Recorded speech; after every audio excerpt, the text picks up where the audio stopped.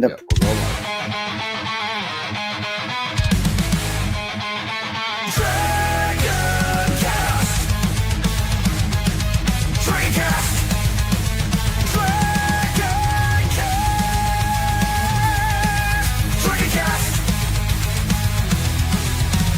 Roar in the sky, flames of sound. Lavistro wakes in the underground. Cyber dragon host seizes the helm.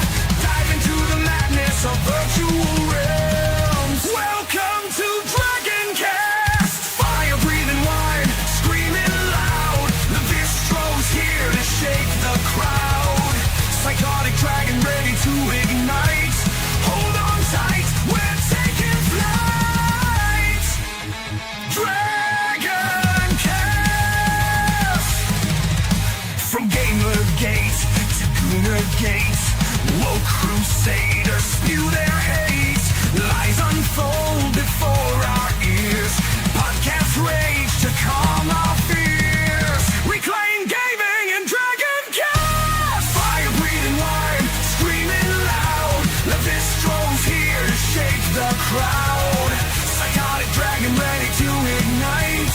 Hold on tight, we're taking flight. DragonCast. Worlds clash in endless collision.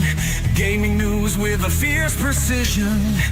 With a spark so wild it breaks the norm. In the tempest eye of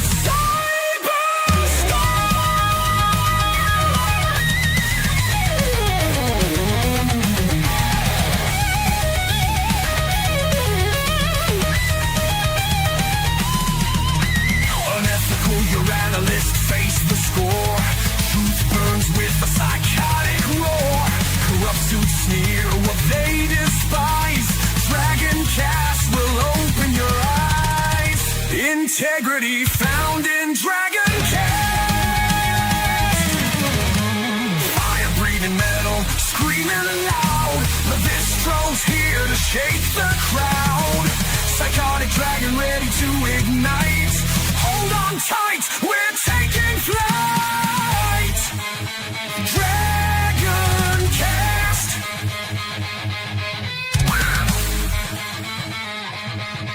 DragonCast.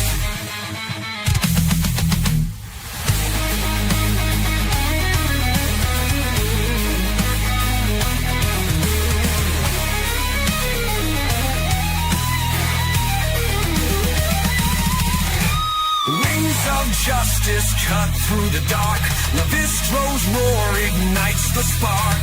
A dragon's heart fiercely defends the gaming world. Our passion ascends. This is DragonCast. DragonCast. Hello, everybody. How we do? Excuse me. How we doing today? It's a lovely day today. Sorry, I got a little distracted with my son. But let's say hello to everyone in chat real quick. We got Lord Dragneil. Hello. Nathan Moon.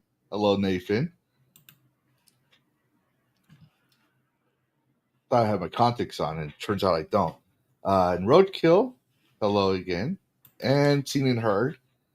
Yes, we are trying to reach 500 subscribers here on DragonCast.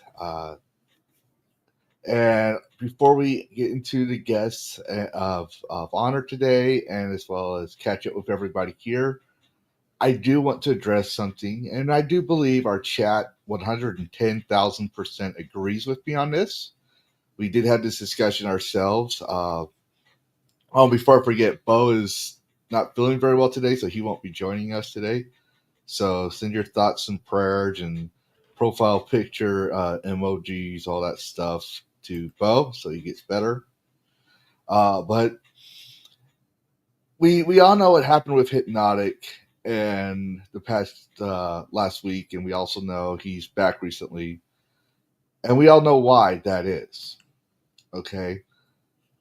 And there's people wanting to talk about that subject. And if you want us to talk about it, we're not going to talk about it anymore. We haven't done it much. We've only done it in fleeting Um, Topics, quick recognition, and leave it alone because it is an old, irrelevant topic. And you're probably asking, what am I talking about? I'm talking about Alyssa Mercante, the former journalist at Kotaku. We're not going to cover her because she's had her fame and fortune. I honestly, full disclosure, she's blocked me last year. So you can say, oh, Lavistro is just saying, hey, no, I'm tired of hearing it. It's just like eating, oh, I don't know, roast beef 24/7 for a whole year. Eventually, you're going to get tired of it. And there's nothing new. She's on YouTube now. Yes, she's going after content creators. As soon as Smash JT leaves with his son to go somewhere else, and that's awesome. He's a great dad for that, taking his son out to share his passion and his joy. But when he went to focus on more important things, she goes after another person. And when she realizes she's not satisfied with the results, she goes after Hypnotic. And when she's not satisfied with Hypnotic, she goes to Cass. Now, Cass is saying the same thing, Cult Classic Cage. Cass is saying the same thing I'm saying that we're all saying, which is ignore her ass. I also know there's people out there, and I'm not going to name names, that are saying we can't let them get away with this. We can't let them get paid for this. You do realize if I was monetized right now, when you send a dislike to my page, when you watch my video, any of my videos for a couple of seconds, that gets registered under watch hours, which helps me out. Regardless if you like or dislike, anything like that helps the algorithm. Any social media is designed to be interacted with. When you interact with something, you give attention to that thing, which makes it more relevant. Alyssa Mercante has had her 5 minutes of fame. She was a former journalist at Kotaku, a dying brand. I'll point that out there. And she no longer needs to be discussed anymore. She's let her make her content. She has a right to do so. If she does something illegal, let the authorities handle it. Let the victim seek legal action and justice. That's their thing. If Alyssa comes in my chat, all I'm ever going to do is acknowledge she's here like I do with every last one of you and move on because she's no longer relevant. When we acknowledge her for a QRT or trying to go after people in chats, when we acknowledge her instead of dealing with her like we deal with other trolls and haters, we're buying her 5 more seconds of fame that she wants. And so we at DragonCast, as well as Dash Attack, Furious Dan, and Fuchsias all agree we will not be discussing that. So that being said, I'm done talking about the irrelevancy of people that's best to be ignored and let die in the void, so to speak, in Minecraft. So, before we get to the guest of honor, Dash, how you doing? Hey, Lavistro, I'm doing good. I'm sad to hear about Bo. I hope he gets better. Oh yeah, he's Air Force. They fly over this stuff. Once he fixes his tire, he can take off like those old World War II planes. And then we have our guest of honor. You know him. He's the one that likes to. I can't hear you. Can't hear me? Yeah, for some reason you was cutting off. Okay, now I can hear you probably now. Hold on. Let me go get my Spanish to English dictionary. Hold on. Maybe then you can hear me. Now I can hear you. No, now you can hear me. Now I can hear you. Okay, I'll have ice on speed dial for next time. don't call the White House though. Please. But anyways, you know him. He's been on the show a couple of times. He also has some very interesting memes out there, and he's a firecracker, as I like to call him. But that's what you expect from Puerto Ricans. Everybody, let me introduce you to the furriest Dan you'll ever know, Furious Dan. How's it going, guys? How's it going, chat? How's it going? How you doing, Dash? How you doing, Lavistro? So what's going on, my brothers and sisters? How can we help you today? Yeah, so from my understanding, you just started your streaming this year. Mm-hmm. And you practically last year, around October. October? Yeah. Still barely a year. You know, Yeah. just like Better. me, Yeah. you're up and rising, Mm-hmm. trying to find your place in this algorithm. Mm-hmm. Why gaming? Why are you trying to take my viewers from me? I'm not trying to take your viewers from me. I'm Yes, trying you to fucking do. are. Don't lie to me. I'm trying to do me. Okay, Purple Dragon, who got scared from a blurb the other day. Oh my God, Furious Dad, you're such an asshole. You Yeah, muted yourself. no, not me to myself. Okay, But no, seriously, the public has the right to know, why are you out here? I'm out here Why should they care? because I have a voice and I have to say something about it. So the voice that I'm trying to say is I wanted to join the fight as a streamer to defend the gaming community from being exposed from such garbage that's going on with the feminist agenda and the ideologies that we're being infected by. And the reason why all this started is because certain someone last year got attacked. And before that person got attacked, I was a mixer streamer before, back in the 2011s. I was just a regular streamer. I became a content creator recently, starting in October, because I was seeing such tortures with the video games industry falling apart back and forth, that every time wanted to buy a game, I was wondering why I'm getting all these ugly female characters not looking like girls anymore, and why men look like skinny and frail, like they cannot even carry a bat to at least swing at a bad guy. So all of a sudden, I started watching YouTube channels because I haven't watched YouTube channels for a while, and the first person that popped out of my channel was Smash JT. Typical cat sleeps anywhere. I know. So Smash JT was being attacked by this feminist over a light opinion, something that she didn't agree to it. Because I know you guys don't want to talk about her because I'm tired of talking about her anyway. But she was attacking him, and after that, a month later, we're waiting for Celeblade to come out, which I was looking forward to because I played the demo, and they took out a lot of shit from the game. They took out the gore, they took out, they censored her outfits. I was like kind of like devastated by it, and everything was done by that wretched woman everybody talks about every day. Report, Well, and not well, just that. to be fair, in their defense, Mm-hmm, I recall a journalist said on a video mm-hmm. that those type of women were from a bygone era, even though that era was about Yes, a year prior. mm-hmm. That I could believe. So after that, weeks and weeks later, I'm getting a different content creator popping up on my phone constantly and constantly and constantly. I'm like, okay, what the fuck is this? So I'm looking at my phone constantly and I see Hypno. I'm like, who the fuck is Hypnotic? Why do he keeps popping on my phone? So out of a sudden, okay, so you know what? I'm gonna start watching this damn show. So I started watching his show that night, and guess what? I got hooked into his show. So I was like, oh, this is fucking, he's saying the freaking truth, like the way I felt. So now, ever since then, I started to get to know him every day, and then after that, mutual respect for him, for me to him. You know what I'm saying? So that's how. Then after that, I was being inspired. Months later, I was thinking, you know what? Should I go back to streaming again? And I was thinking about it. I thought about it for months hard, like literally every day. I was like, you know what?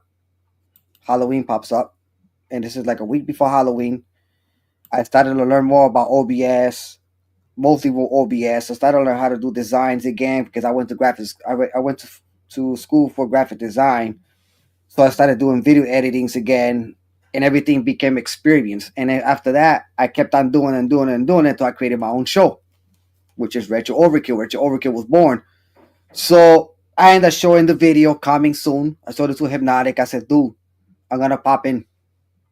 And he saw the video and said, you know what? Go ahead, do it, kill it.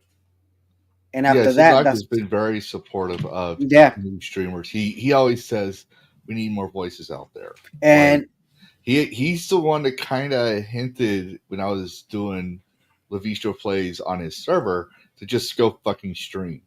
so And so I so have, and he. No, I'm just gonna right. let's get to the conversation. I'm gonna finish this up. He said we got to respect the grind, but he always like when I leave early in chat, he'll be like, "I'll like, hey, boss man, I gotta go." He's been cool about it.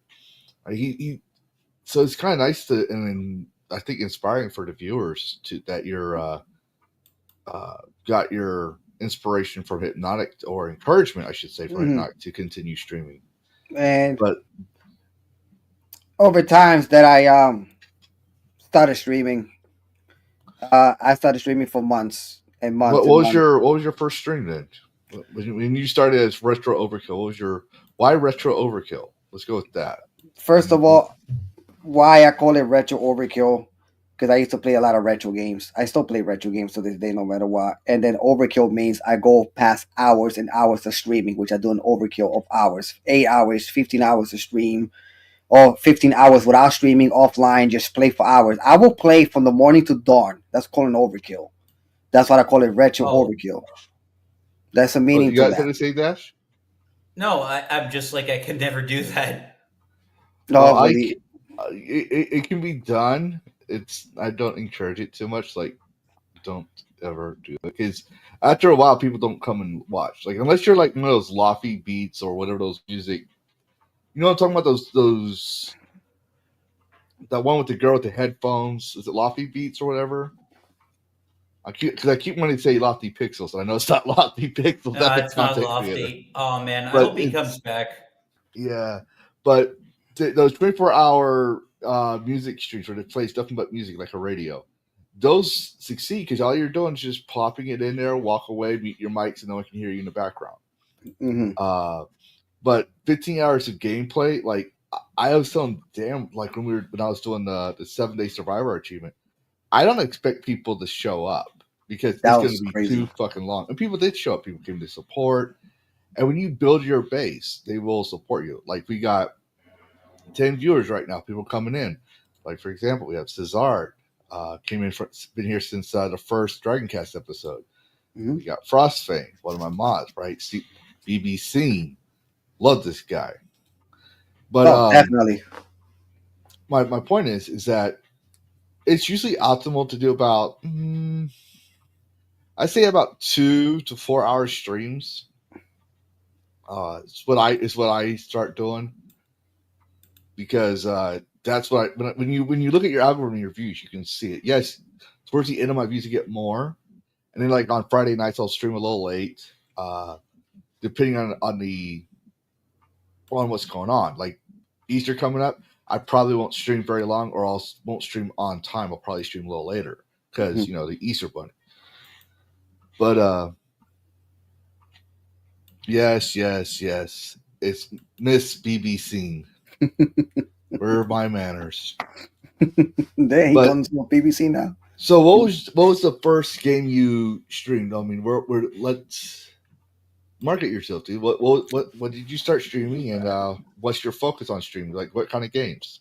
I like racing games. I like horror games. I like Zelda games. I like starting RPG. One of my favorites is actually Xenoblade. Always been, have been. Final Mhm. Fantasy. I get into let's see what else games I can get. Any other two, like I like Dead Space. Um, there's a bunch of games. Sonic the Hedgehog. Once in a while, I get a little Sonic game and stuff like that here and there. I like the old school retro Sonic games though, more than I like the especially for Sonic, So what you're except for saying Sonic Adventure. is Sonic doesn't suck. No, Sonic's okay. It's just the newer shit that Okay, I'm not looking forward to. okay. All right then, ladies and gentlemen, that was Furious Stan. He will not be back on the show for saying Sonic was okay. Sonic was not just okay. Sonic was fucking awesome. He was the rival to Mario. If you were a Sonic fan, Mario was the devil and Sonic was God. And if you were a or vice versa, you get the idea. But just kidding. Hello, Dan. No, I love Sonic. Don't get it twisted. I love Sonic. I just don't like the newer one that much. I like my last Sonic game I played was Sonic Adventure 1 and 2. Those All were right. two of my personal favorites Oh, that I really that loved the was my most. childhood right there. Were those Yeah. games? Yeah, and Yeah. I still had the Sega Dreamcast upstairs, which I will explain to you about the Sega Dreamcast. I bought that Sega Dreamcast before it actually came out in stores. I got it from Japan. I Oh, actually, really? yeah, I bought it during the summertime. The Sega Dreamcast debut on around October or September around there, right before Christmas. But I bought that set console before it came out, months before the debut, and months before it came out in the stores. And they were all it was in Japanese. They didn't have the phone line jack at the back of it because the Japanese version that it came with the phone jack at the back of it is and it also came in with a couple of Japanese games. I had Sonic Adventure 1 in Japanese. I had a couple of games in Japanese. I had racing games in Japanese. It was awesome buying that console. And I also bought it at a game store that I used to work in back in the days though. That used to be Dr. Kim's down in Newark. And I also worked for a second GameStop, not a GameStop. This is like regular stores that before GameStop, all this shit came out. I used to work for another store called New Game World back in Passaic, and I used to work with a bunch of Saudis. But they had a whole entire library of video games, like literally from like Sega Genesis, Super Nintendo, all classic retro games. They also had the PlayStation 2 at that time when the PlayStation 2 was actually came out. Before it came out, they had the PlayStation 2 in Japanese also as well.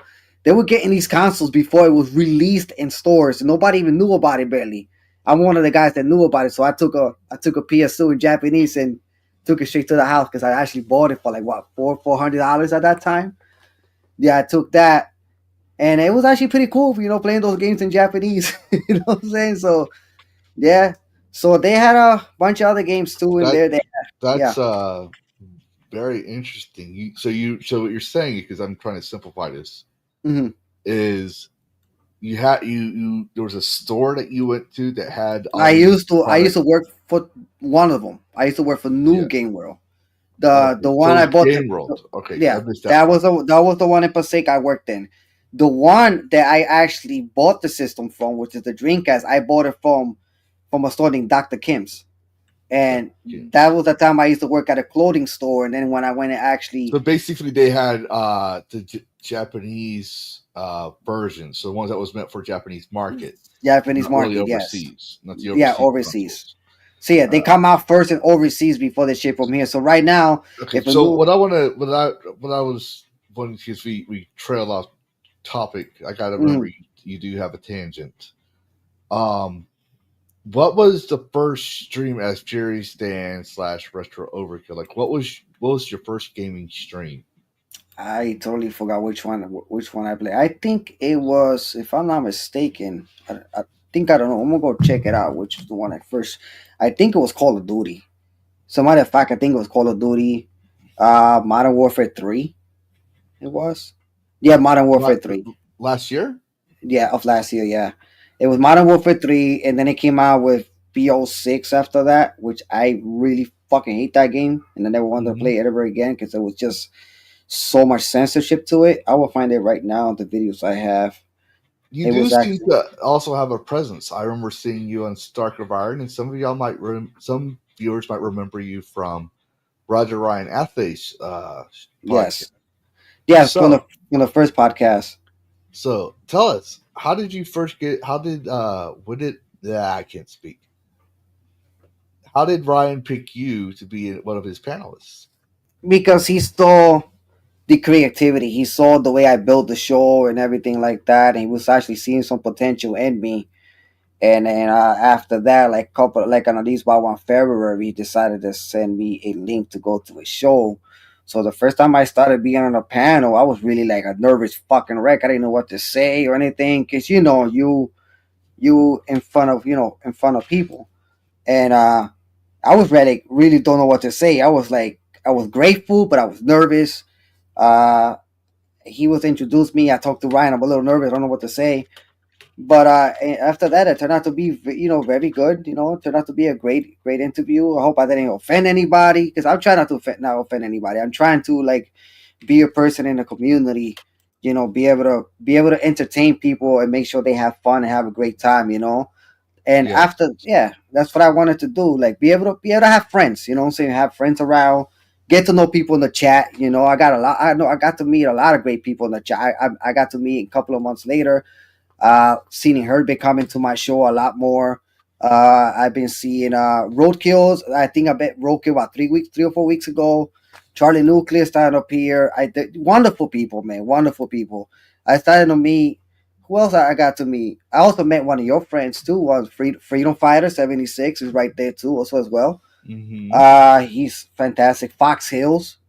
Little by little, they've been coming in, and and I also met Sonia last year also as well through Hypnocast through the chat, and Yes, little everyone knows Sonia. yep, I met her. She's wonderful, bro. I tell you right now, she's a wonderful person. She's one of the people that's been actually sponsoring me out there also as well, and that's the reason why I'm doing weird. Like I'll talk to you about it later about that. Um, but like I was saying before, I was overwhelmed for months, Brian. I was almost about to quit my own show because I wasn't getting any audience, like any people to talk to. Because I reason why I also created my show because it helps me with therapy. Also on top of that, and I get to meet people different perspective. They talk about games, and sometimes uh, they see a game that I'm playing. They ask me, "Hey, the game is pretty good." I say it's actually pretty good. It's recommendable. You know what I'm saying? I'm not gonna recommend you something if I like it, you don't like it. I'm not gonna force you to like something I like. Well, You know what I'm saying? it could also be the manner in which you present things. Yes, for example, Yes. I know we're going to say pots and kettles here, but so I'll acknowledge I'm a bit of a snarky little dragon here. Hmm. But I've been like this since before I streamed, and it has become a character. But I always try to be. I always try to think about how I can be respectful, even though I'm snarky. So, like when I'm Hmm. snarky with you and call you the furriest No, stand, or I know, but when I it's a joke. when I go to Dash and say here's cat litter money or whatever you cat people used to go poop with, Hmm. no, that's a joke. I think he fell asleep. No, but it was funny. It Did we was just fun. have it? Did we just have a quartering incident? Quarterly incident. Oh, what's Because up? unlike the He's quartering, like, I will not. I will not. I'm not. How shall we put it? I will put you on blast. you Well, need some I think coffee, he fell boy. asleep. um, Your How long you been avatar looks up? like he's asleep. I That's I, I was I like, was just listening. I was just listening. uh huh. Yeah, his avatar look like he's high as a kite right now. Yeah, Yeah, yeah, well, he does that's look because high. it follows my movements. I have multiple tabs open. Yeah, I'm here, That's funny. guys. Yeah. Yes. So Dash, you obviously are monetized, Yep. and you have super chat and all that stuff. I'm pretty sure, being that you've been streaming longer than me, because we did interview you before, and I've been Hmm. streaming longer than him, and I'm getting close to monetization. I'm pretty sure you've had days where you had no views and you just started out. Oh yeah, Oh yeah. absolutely. It was rough. Like, it's only like now that that hardly ever happens like anymore. But yeah, like This I'd have fucking annoys streams. me. I would have streams like before I was a VTuber. Even like I tried getting into the streaming thing as just a disembodied voice, and that got no views. Nobody watched that. I was playing Evil Within. Mm-hmm. Yes, but did you get discouraged from streaming, or did you have this mindset of, like, for me personally, I always get worried when I don't have any views. It feels awkward when I go in the chat. I'm like, oh, hello, everybody, and welcome to Lavistro Plays, the beautiful Saturday, like my usual intro, right?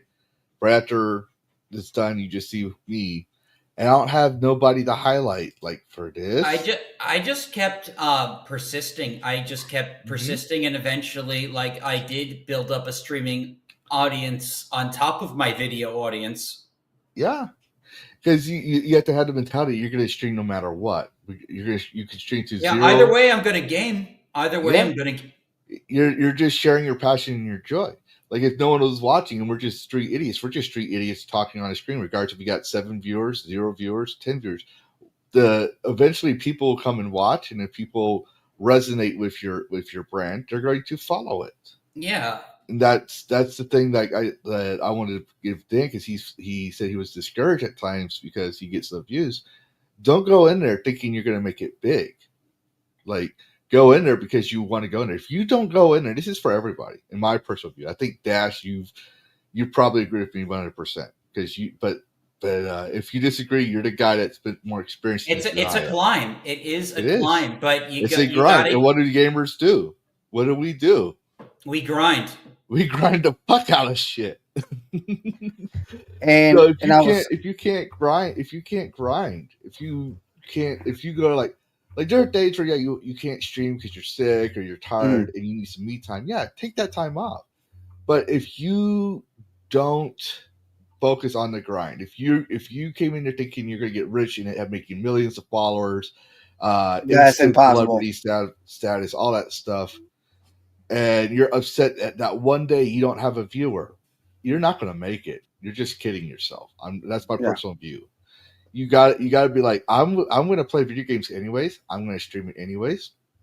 All right, and be grateful for even just that one viewer, that one subscriber. Well, I will say, going on other people's channels, inviting other people onto your channels, that helps. That helps, build a community and an audience. Like someone yesterday was telling me how they originally found me because I went on Endymion's channel.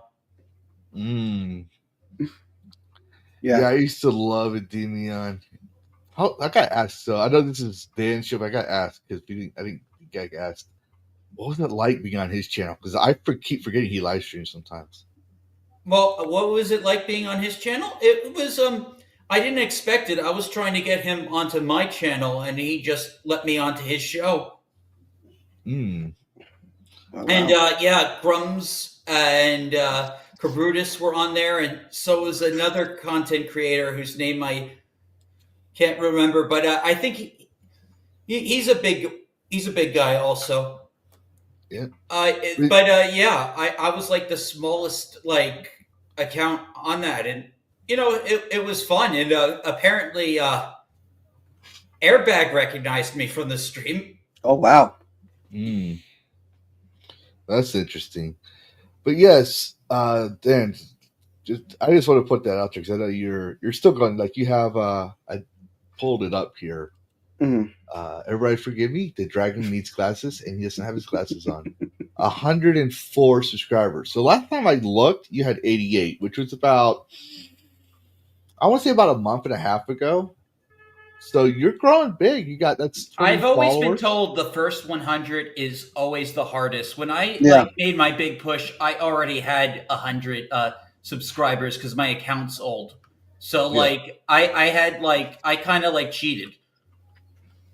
Wow. My account is 9 years old. I had no subscribers, and like my new intro song says, I didn't even plan on doing this. I didn't plan on being a VTuber. I didn't plan on being a dragon of cyberspace. I didn't plan on having DragonCast. I didn't plan on streaming any fucking games. It was just, there's this funny game no one was talking about, and I just like, hey, this game is awesome. Why is no one talking about it? I was trying to get attention for it.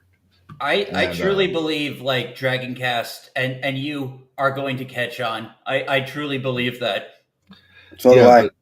I might not, but the important thing is I do want to acknowledge my friends and furries. Which one? We got two. We had the one up there too with the purple hair. Because Furious Dan, you should start PurpleCast instead of DragonCast. PurpleCast because we got Furious Dan adds. I have, even though there are times where Furious Dan drives me nuts, I won't lie. And there are times where I'm trying to, and I'm hard at this, subtly tell him to tone it down sometimes. I know, which I do. You do. I do. You do tone it down. I won't lie, but you're the fire. Like I said, you're the firecracker. You add the energy that we all need. Dash is more reasonable. I'm snarky and psychotic. Bo likes to tell his old stories, but we all come from different generations and different backgrounds. And that's why I added Dan on the panel, because number one, he's smaller than me, and I do think that once he makes 300, he'll surpass me very quickly. Like that's something I really believe, because he has the energy, he has the drive. He just needs to relax a little bit. No, not relax. I'm trying to think. I'm trying to think of a better way of saying it, but you need to temper it, kind of Yeah. like a blade when it's in a fire. Like, I hate doing this, but I used to do blacksmithing as a hobby before I got injured. But Oh, yeah, I wasn't the best blacksmith, but I just thought it would be kind of cool. Oh wow. I mainly made horseshoes for my sister. She was working to be a professional barrel racer, and then she got married. So you know how that works. But so when you strike iron, you're shaping it and forming it, right? But you're also removing any impurities, whether it to be a blade or anything else. You're trying to find your roots, Dan. And one thing that you'll need to do is learn how to focus that energy. If you learn how to focus that energy and ask yourself, what is Fury stand? What is that? What do I want that to mean as a brand, as a figure, everything else? Like Dash found his meaning. He's got his thing going on. He doesn't care in the world if he, what happens. He's happy to be him. Me, I'm a snarky dragon. Sometimes I go and I fuck with people's heads. Like I just did that off record because someone posted on my stream, why can't men take compliments? I asked, what's a compliment? Is that food? And so it says, I think you mean condiments. No, it's this. And I go, okay, what's this? And it was a joke basically saying to the question of why can't men take compliments?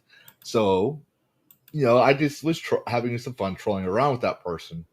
Or I'll be snarking with you and Dash, right? Like that's my personality. That's who I am in real life, but also as Lavistro, right? And people also know that even though I'm snarky, I will always defend you guys 100%. I'll always have your back, unless you done bumped your head and did something stupid. Then I'm going to tell you, well, you done bumped your head. So what I'm saying is, don't have to be me, don't have to be Dash, right? Because if I went in another circle that didn't know me, for example, they would be like, this Lavistro's an asshole. We're not going to subscribe to him. He's grifting, all this other stuff, right? But don't be me. Don't have to be Hypnotic. Don't have to be Dash. You have to find out what the Fury stand is going to be. You chose the Fury stand, and you have to let it be natural. I mean, Dash, if I'm spitting out of my ass here, feel free to tell me. But I could probably explain the reason why I call myself Furious Stan. Furious stands for Fast and Furious, as in the cars. So Furious means fire. Fire means motivation. And then my name is Dan, as myself. So I call myself Furious Dan. And the name of the show is called Retro. Really? Yeah. I thought your name was Daniela. No. No. It was messed up. But yeah, you get what I'm saying. It's like you got to build your persona, because you're regardless if you're Tim Pool or Airbag or Mr. Beast, we all have our persona. Now, people think that's your real persona online, right? Like how you portray yourself, right? And then later on, they find the secret conspiracies between Tim Pool and this guy over at Castle Cast or whatever, or this just in about Airbag or the Mr. You find secrets that you didn't know existed because the truth comes out. That's what I'm trying to tell you is like, you got to find out who you are, but be true to yourself. Once you find that right, you're starting to get there. You're basically where I was at when I was at 100 viewers. I was starting to be like, okay, people actually do care, give a shit about what I have to say. They're subscribing to me. They're following, they're watching my content, right? So I had to figure out, how am I going to treat my audience? And that's what I'm trying to advise you on. But let's get to the subject at hand, because we always give each other advice on and off screen. But I want to know, because you made this this thing that was all you, and you seem to harp on it, chill on it all the time. You made an ESRB rating out of it. You actually voiced Peggy 18, or rather Gooners for Life, for my video, because I asked you to, because it was your thing. I wanted to give you credit for it. But now you also have it as a weekend multi-streaming event for the First Descendant. So what is Gooners for Life? What the fuck is a Gooner, for those who don't know? And how did you come up with it? why did you start doing this thing, and how do you feel about your first collab creation that you're doing here? Well, I feel fantastic about it. Gooners means that you're a base person, you love women. So us guys, we look at beautiful women, and Mhm. I decided to make a Gooner. So everybody talk about Gooner. You know, throughout the whole online was about Gooner Gate. Always want to, you know, delete women and censor them and cover them up and stuff like that. But like I said, women have the same rights and freedom as the man also as well. A woman goons too. If a man takes off his shirt and show his packs, you think a woman's not gonna have Hold up. I'm gooning sorry, eyes? Dan. I'm sorry. Hold up. So you said Gunnar, you're a man, right? You're a base I'm a person. man. Right? I'm a base person. I'm gonna Yeah. look at a Yeah. beautiful So lady. I think you just confirmed what I'm processing here. Ladies and gentlemen, I don't think we can watch Sonya anymore because she's deceiving us. She says she's a Gooner, which we just confirmed with Dan. By definition, that means you're a man. I don't. I have questions. I'm now questioning my sexuality because apparently I was gooning over a trans woman. Just kidding. All So right, I go was ahead. saying. So I decided, like I was saying before, gooner. That means if you're a gooner, that means you're a person that's gonna good to look at something beautiful and attractive. Like for example, you see something beautiful. I'm not gonna say you're gonna goon on a fucking car, but you like the car, so you're gooning at it. Like, oh man, I'm gonna buy this car tomorrow. Oh, that car is nice. I'm gonna go buy it. And the same thing goes when it comes to cars and women. The same way. So, for example, reason why I created the show Gooners for Life, and I resembled the first descendant to it because the first descendant had this beautiful creativity when it comes to making females. And I decided, okay, fine. So let me just start doing something about for the first descendant, and let me start to make up a game that I could actually utilize to a show. So I choose the first descendant for it, and I decided to call it Gooners for Life because I'm a gooner. I love women, and I love women for life. So I decided to make the show Gooners for Life and represent it every Saturday on my show on midnight for Graveyard Gaming. So I decided to make the Graveyard Gaming, which is still called Graveyard Gaming, but it's still Gooners for Life Graveyard Gaming.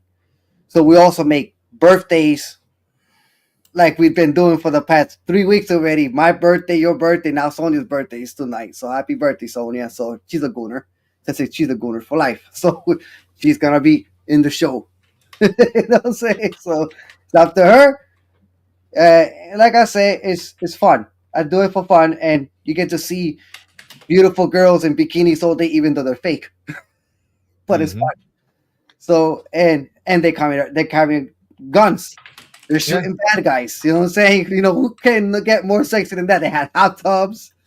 You know, I mean, like, okay, so this is the game I decided to make it into a show every Saturday, which I am happy about it, and it's been fun. I've been getting viewers for it. You know, Yes, you have, and yes, you've gotten a lot of supporters. And yep. I got to admit, since I joined up with you with that, because I've been meaning to play it again, and I saw y'all were playing it, and we linked up.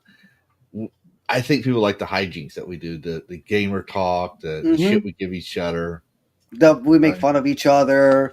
Like I say, we Plus you have like grown men talking about what outfits they're going to wear for their character. We might as well just be playing Barbie doll at the time. basically, yeah, because and then I like the questions sometimes from the chat. Sometimes we had like one guy in the chat, I don't know who the fuck asked me for why are you playing with female characters? And it's exactly what I told him. I said, I'd rather look at a female's ass than look at a man's ass, I okay? got to clip that.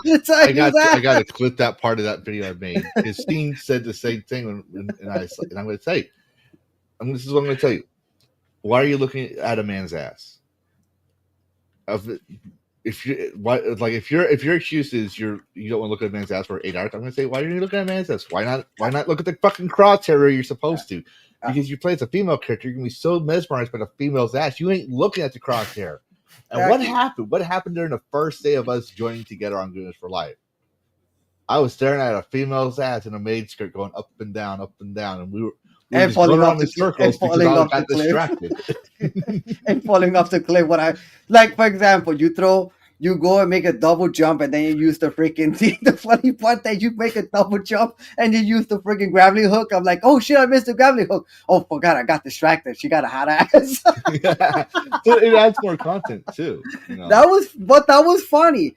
And the thing is, I have played. We always throughout the whole time years that we've been playing games, we're always playing with a male character.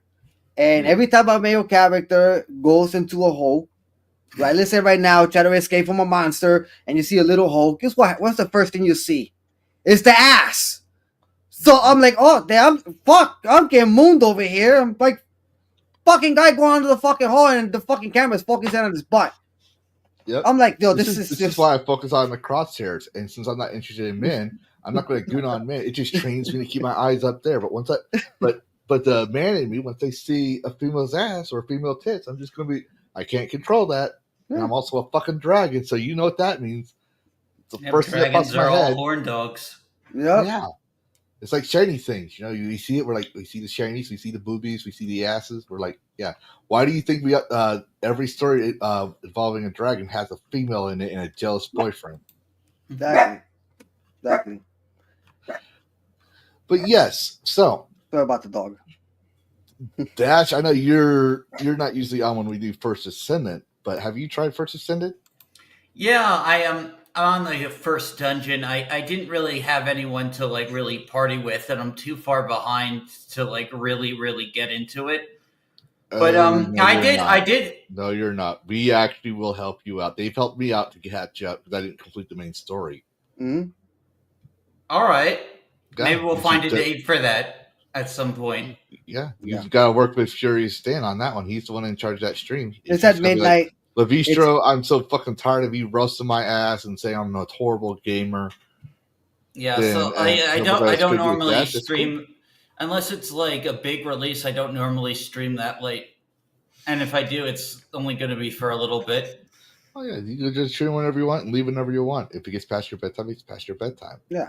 Yeah. What's the latest time you play games on Dash? Like, what's the most latest time? Well, I normally like I'll maybe like not past 1 o'clock, I guess. Like, I mean, sometimes like I'll go to 1 o'clock, like, but most of the time I try to like, get settled down by midnight. Mm-hmm. I usually start about 10:15. So if they're not ready yet, we can probably hit up together and I'll help you. I got a couple of level 40 characters and characters that are already. Like, once I hit level 40, that's when I start building my characters how I want them to be. Oh, do you level up the characters separately? Yes. Yeah. Yes, you do. You have to find the. It's kind of like you got modules, craft the modules, craft the modules for the guns. It's a lot of stuff to do in that game. Believe me, it's so much stuff to do. You have to build up the character to actually meet the boss's expectation to kill it. There are bosses that go up to 150 levels. Your character reaches I didn't realize they had that much depth. It's a lot. It's a lot. But the gooning is just optional. Well, that's for aesthetic and attracting people. It got people to play the game. Yeah. And it triggered Melanie Mac. Yep. It triggered her so bad. It triggers her so bad because she wasn't like that months ago. This is the problem. Her so bad because she said she's flat spilled. Her eggs are about to expire. Oh, stop! It broke her brain, and now she cut her hair and dyed it, so she's turning into a feminazi. That's not a good thing. So she's her own enemy. She is her own enemy. No, I didn't say enemy. I said feminazi. Feminazi. Oh, okay. Yeah, she's turning just like those fat whales, except she's not fat. It's set in the religion way. But not even religious. She's just using it to justify her actions. Oh, wow. Yeah. It's really because her husband left her for a dude that she. Actually, that was debunked. I looked into it. He didn't leave her for a dude. He left her for another girl. So that tells me that she was so insufferable, he divorced her and found someone more feminine and warmer to him. Wow. Now, I don't know the whole, relationship dynamics, but from last I checked, they seem to be in the same relationship. So maybe it was her. And from what we can see of her, she has become rather insufferable lately. Mm. The mask will always slip. I thought she was like for that first Melanie. I thought she was around her 20s when I first saw her, When and I I didn't first know. saw her, she was in her 20s. Yeah, when I first saw her like last year or a couple of years ago, I thought she was Oh around her no, 20s. I've known her since the GameStop days. Oh wow, Yes, I used to be a fan of hers. me too. I I used to wouldn't. be a huge fan of her. I never gooned on her because she's not my type. Me She's either. Flatsville for one, but no, she was. I was like a chick talking about games. Fuck yeah! And this was before people's was so excessively on social media, so we didn't know how people would act. Right? Like we Hmm. didn't know what people really felt. Yeah, So but then after that, I understood. I regret one thing. I did made a meme about her, but it was like a light meme. It wasn't like a heavy meme like I normally do to the wokes. It was like a light meme how she was actually contradicting herself about the shit that she was saying. So everybody laughed about it. But then after that, I only did like once or twice, and then I stopped. Then I sent the Luna pictures after that too, because she because of the Luna dance. But then I stopped after that. Never I can't even intend to bother her no more after that. You know what I'm saying? I know my limits. And then yeah, after that I started to understand her more where she was coming from. She she's suffering from some type of trauma about her past relationship. And I understand that when a lot of girls go through that shit. Because my I wife, need a I need a slip clip. before I met my wife was in that same situation. And then once she got to know me, a couple of months later, we were just in love. Well, You know what I'm That saying? may nice. be So it the case, happens. but I always think I'm starting to think there's an actual there's something to this whole theory of once women hit 40 and is childless, they go crazy Yeah. because it's becoming a common thing. I'm not saying it is, but I'm thinking that has a lot to do with her going to get because like you said, 1 minute she was one of us and she was talking like I'm going to goon on Stella Blade and all this other. And next thing you know, as soon as Red Pirate Roberts has a bad case, all the people start defending him. And I'm Hmm. like, I get the guy is a Christian. I'm a Christian. Dash is a Catholic, right? I'm But Catholic. a bad take is just a fucking bad take. Oh Like you don't yeah, have to defend him. No one's attacking his religion. They're attacking him for his bad take. exactly. Like, But and the so I thing think is, that's why she went after that. But when you get so big, right, you and you're not humble about it. This is why I try to stay humble with my viewers because I'm always worried about that for myself. But when you get that big, it's kind of hard to admit when you're wrong or you had a bad take because then people can make content. Oh well, Lavistro has finally said admits he was wrong about that. I just got done talking to some nobody I don't even know existed because he went after Jay Viper.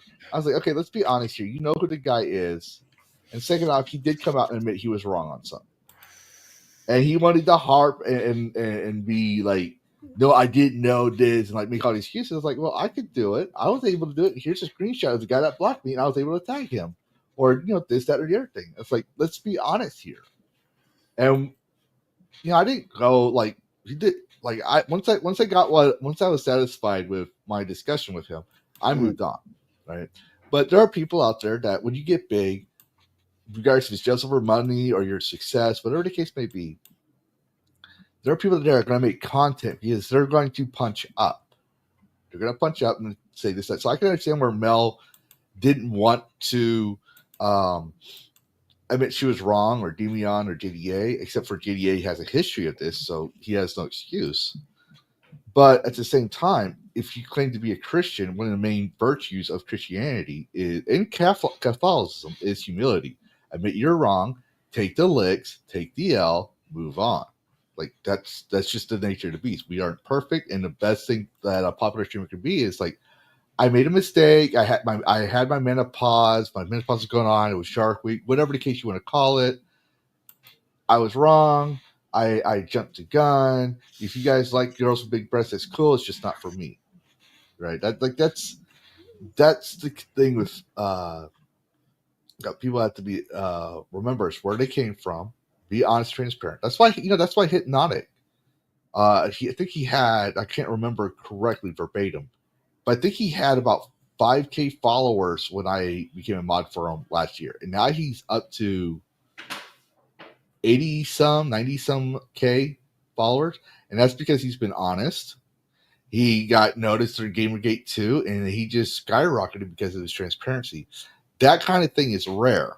That doesn't always happen. Otherwise, Dash here, who's been around for a while, would have been skyrocketing. But I will tell you, if you make 500 in what within the first year, like I was looking at Social Blade, I'm learning how to research this stuff, right? And I was talking to Grok, the X app thing, and I wanted to see, how well my pace is. I was just curious, like, am I moving too slow? Is my subs going too slow? Is it going too fast?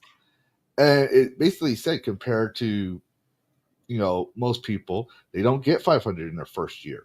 The fact that I had 300, it hasn't been a year yet, shows an above average growth. Yeah, So, you're on very good trajectory, man. yeah, and I think the same with you. You started in October. You have 100. You're Yeah. about the same. You're about the same rate as I am. Mm-hmm. That's another reason why I have you on this panel. You're a firecracker. You play games just like Dash and everyone else. But I see potential in you, and I won't lie. I want to be one of the people that said it first. Obviously Ryan Rogers is going to take that credit, but I can say it's like I had him on a show because I saw potential, and I would encourage everybody, even though we might contend for time or have different views. We're all in here on the same thing, which is to celebrate the love of the game.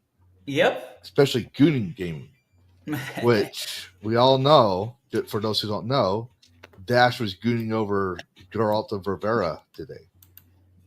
Yeah. Who was I gooning over?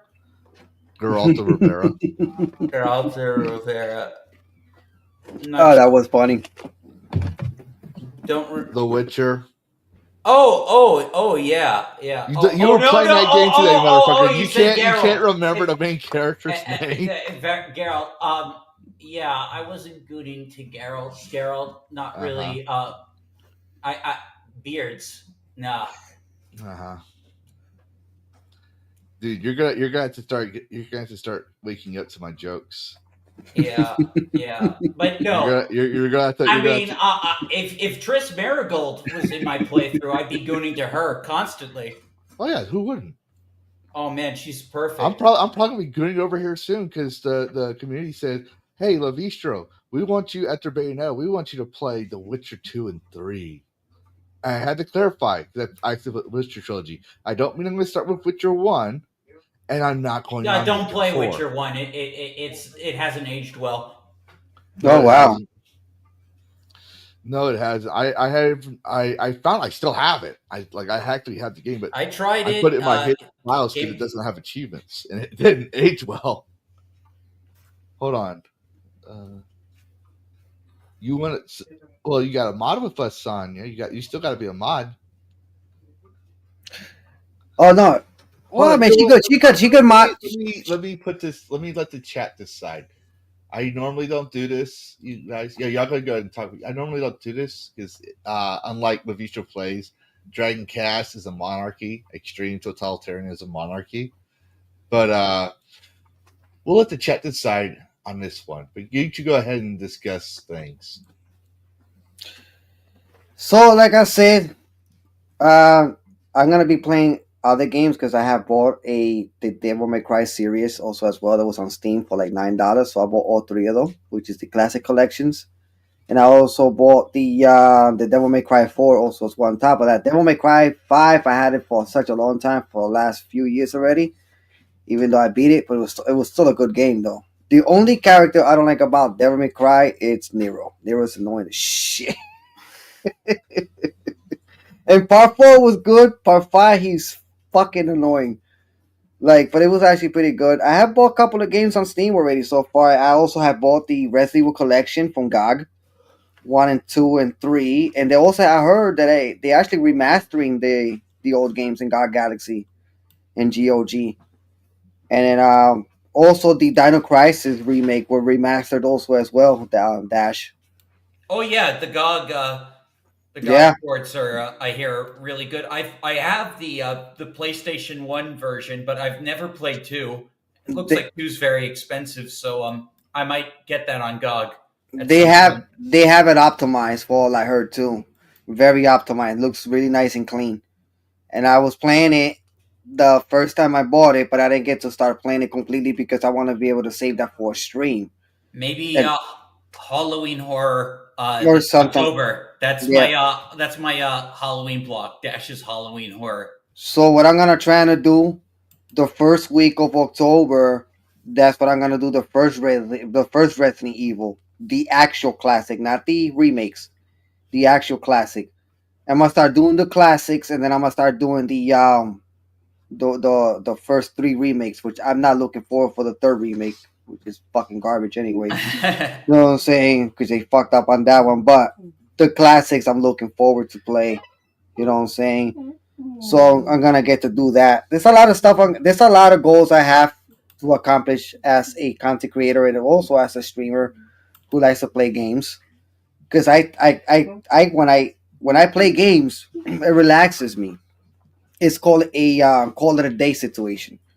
It's a call it a day thing for me. I came out of work. I want to forget. You know what I'm saying? I don't even want to bring my job, the problem for my job to my stream. That's a no no. You know what I'm saying? So there's plenty of things that I certain things I'll keep, and if I'm gonna talk about it, I'll talk it off stream.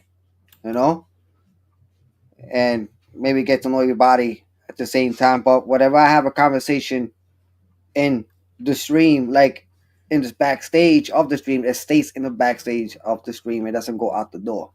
You know, Hmm. and I keep that to myself. But I like I said, I'm looking forward to a couple of months. Hopefully, they drop the prices on the Switch too, which I don't think they're gonna do that anyway because everybody's fighting for that for the price drop. Hopefully, I sent you a link on DM, Sonia, but I will bend to the will of the chat. That and we need to confirm whether or not you have moobs or boobs. moves or boobs. Yeah, well, she said she's a gooner, and you said gooners are men. So No. I know I'm joking with you. Women goon on men. Women are gooners that goon at men. Women goon on anything because of emotions. They'll goon over women. They'll goon over men. You don't see two men being like, "Oh my god, honey, you got a Ew. nice ass there." You hear women talk about it's like this butt like me look too big. No, girl, you got a nice ass, but hell, everybody likes it. If I was lesbian, I'd be lesbian for you. You tell a man that he's gonna punch you. Exactly. Okay. So women are Exactly. just naturally biased. And then we'll be in the back with the fucking gross eyes like I'm doing right now. Yeah. But Sonia, check your Discord. I just sent it to you on Discord. If it didn't work, let me know and I'll send it again. But like I was saying before, it's a good thing we have Discord. Yeah. I have X, I have Discord. If I get suspended from X, find me on Discord. I told everybody that. That's why the people be like, "Oh, I don't want to make a Discord account." Make one. No, I haven't seen No, Pouty. Discord's a great. Discord is great. And just between all of us here, I will not say this live on studio ever because it's not appropriate to talk about. But since we're not live, I'm pretty sure Pouty has a crush on me because she's the first one that started calling me Dragon Lord. Potty. Oh shit, we're live. Oh shit. We're live because you saw Sonia. Well, I know. How's Easy. Pouty doing? I think I see Pouty on Hypnocast the other day. Yeah, I don't know when she was modded, but she's been a mod on there for a while, and she's a mod on my channel now. And I think she'd be modding on Griffcast too. For a while too. Yeah, it's been a while. I haven't seen her, so how she's been? She comes on mine a couple of times to mod it. She on my channel, but with the Rumble chat, it was hard for me to see who's who and what's what because that thing moves so fucking fast. You gotta look at the purple shield. Purple shield is your mod. I can't even locate the purple shit. That's how fast the Rumble chats were moving. That's like Rumble's chat system is fucking insane. That's crazy. Like if you like, I really don't have much to do because of free speech. I just look for anything that anyone's starting to start a wildfire in there that I have to do something. like which isn't much, which I'm grateful for. But that moves so fast, I can't even locate the icons. It doesn't Mm, stop moving. I can't wow. even filter the chat. It's like, And and the thing is, yesterday, because normally I've been streaming a lot on Rumble, uh, and this is crazy. So I had 11 people on Rumble from the door when I first started. I've been doing stream a lot on Rumble, and this you know, Mikey did a raid. I ended up popping up to like 18 people on my stream last night. I'm like, holy shit, so many people. I never like had so many people, and then it's starting to drop down. Even though I was talking, it's starting to drop down. It's because the game that I'm playing was the first Berserker Kazan, because Dash been playing that game lately Yeah. too. Oh, did you get past the spider cave yet?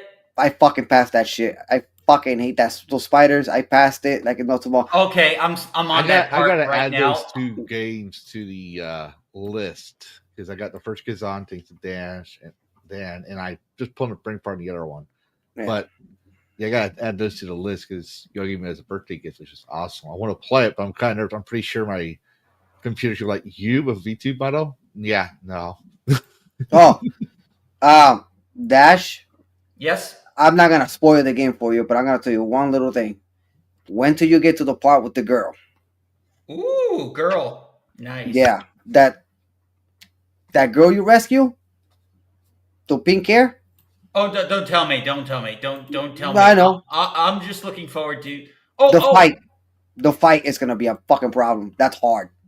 I have to fight her. Woo! I fought her yesterday.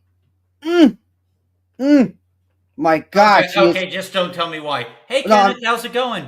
What I'm trying to say is she's fast. So I gotta tell you right now, she's fast. All That's right. that's all I gotta tell you. Okay, then I'll probably switch to spear then in that fight. She's fast. So I'll tell you right now. All right. That's it. Don't even watch my stream either because I don't want you to get spoiled. Yeah, absolutely. So I'm just telling you right now. But it was good. It's a good game. Really good game. I think it's been a blast. Like, there's so many games, and what's it called? Days Gone Remastered comes out this month. So does I'm not looking Expedition forward. 33. I'm not looking forward to that. Expedition 33. No, the games Days Gone. I think it's pretty stupid. They made a remaster.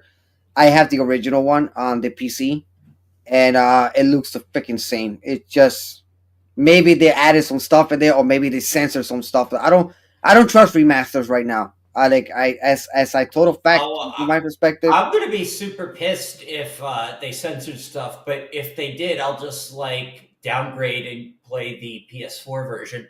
Or just play it on PC. The original. They have it on Epic. I already own the PS4 version. Yeah, true. And it was only $10 to upgrade. Yeah, that's why. What's the point of getting a remaster if the game looks the same? It's gonna look the same as the remaster. I mean, what's the difference? Well, they supposedly increase better loading and stuff. Fuck that better loading shit. Sometimes, bro. Like I wait. I just wait till it fucking loads again and just play. They added some new game modes. I think also. I don't know. Do you know what's better loading? And I work on computers, right? Better loading if you have SSDs and higher RAMs, and you get better loading. That's all that remaster shit because they told you it's better loading is bull crap. Trust me, it's bull crap because my game's load quick as fuck. Well, I think what's even more ridiculous is just recompiling both Last of Us games into one package and charging $110 for it. Oh yeah. Sorry, guys. What is the point? Just buy the games separately. Exactly. And then I had modded games, old games before. A lot of these old games are coming out, even though if you get it from GOG, as old as they are, they optimizing the older games now to make it look like the games that we're gonna get from remaster. Because remaster is just not about a money grab to me. I see people putting old games And next thing you know, I be seeing them in 4K, looking all nice and shit. So I wonder what the fuck they did with it. It's all optimization. Even your graphics card has to go. If you got a good graphics card, you got to optimize those old games. Well, hey, even I bet you like AI could optimize. Well, yeah, that's gonna happen. Optimize like you can like we can make games available on like games that like they had a hard time porting Silent Hill, the original Silent Hill 2, because of the missing source code. I bet you AI could remaster the whole thing.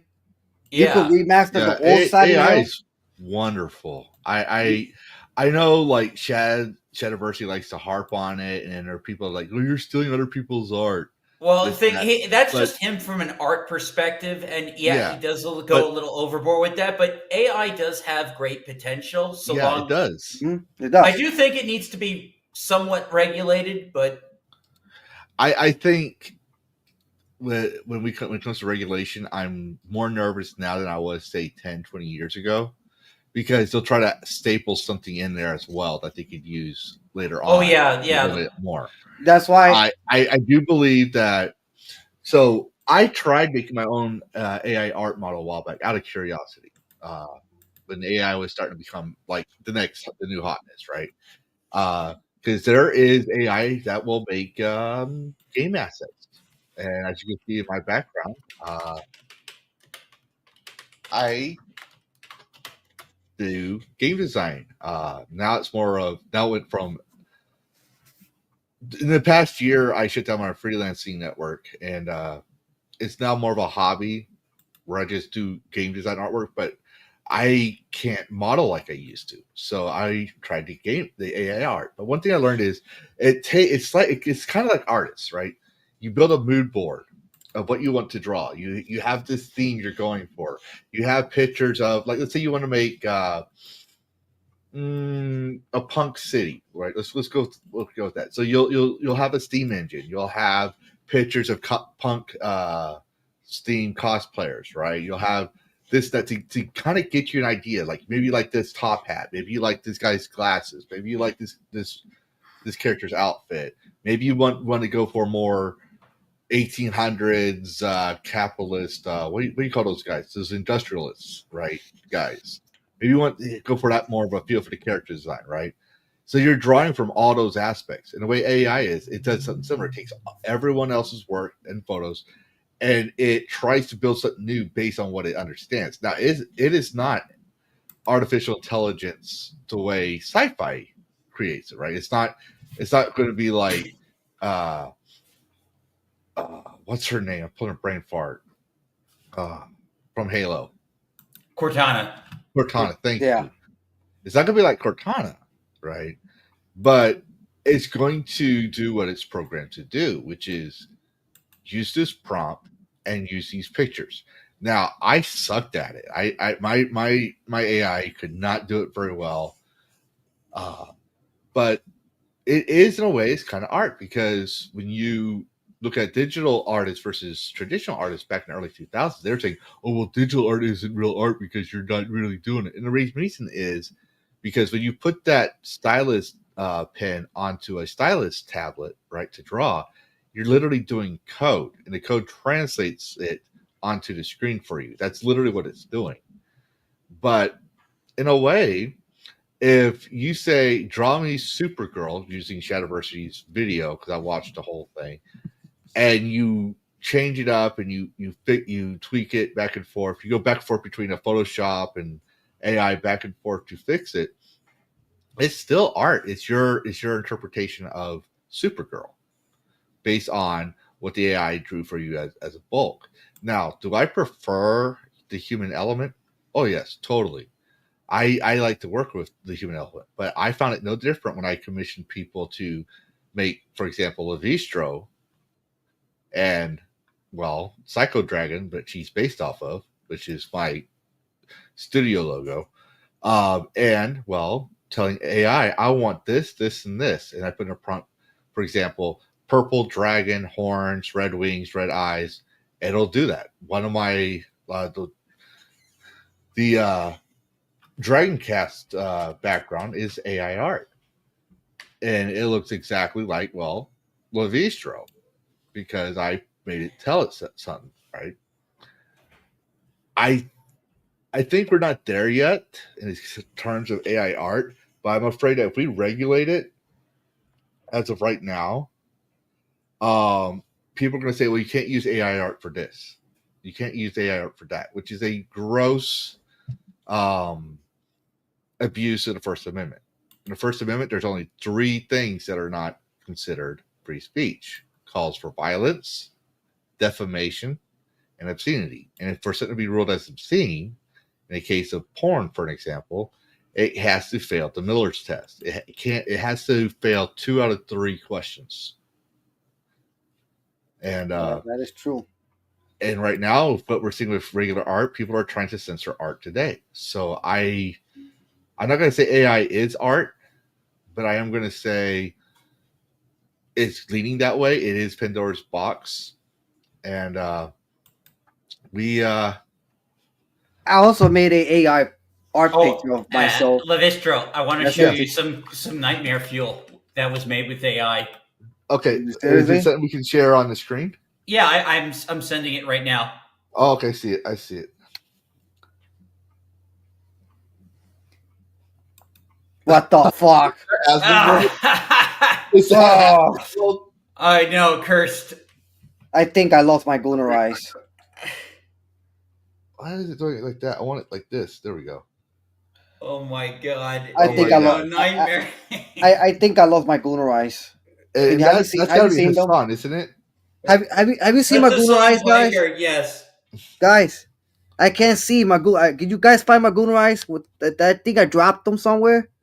No, fun fact: if you're over embellishing how it's like the way Dash is still is doing, it means you're gay. That's disgusting. Well, I mean, losing your Gooner eyes means you don't want to look at that. I'm going to lose my Gooner eyes. Yes. My eyes. There you go. Oh, that was horrifying. That was interesting. Not interesting. I've seen some worse shit, but one thing I will say is, like, guess where I made this is something I'm going to point out here. Guess where I made that DragonCast image? From where? Guess the AI. What's the AI? What if you okay? So hold on, ladies and gentlemen. We are finally improving our ESG scores. We have a cat person furry thing ish. We have a Latino, or no, I'm sorry. Let me correct myself. I'm still learning your humans. You humans change your fucking words so many times. It's not even funny. We have Latinx, gay furry. Latinx is an offense. Now we have I'm a Latino. Female representation, Sonia Lizette. You will also see her as the guest host. Birthday girl's here. Next birthday week. Girl. Yeah, it's also her birthday. So yes, happy birthday. Happy birthday, Sonia. I checked my notes, and according to Cyber Dragon on Discord, you are 21? Yes. Ish? 21. Yes. But yes. How you doing, Sonia? Oh, I'm doing all right. Doing good. Thanks for having me on. Appreciate it. That's good. But as I was thinking about the thing, what do y'all think the background that you're seeing here? Because I say it's AI. Which AI program you think made that? Looks like my guess is, what is that one called? Come back to me because I got to think of the name of it. I think I know. Midjourney. Nope. No. I know. All right. I know. Lavistro. We'll say it, man. Filmora. Nope. Damn. Grok. Nope. What do you think, Dash? I have no clue. It was actually, believe it or not, a porn AI.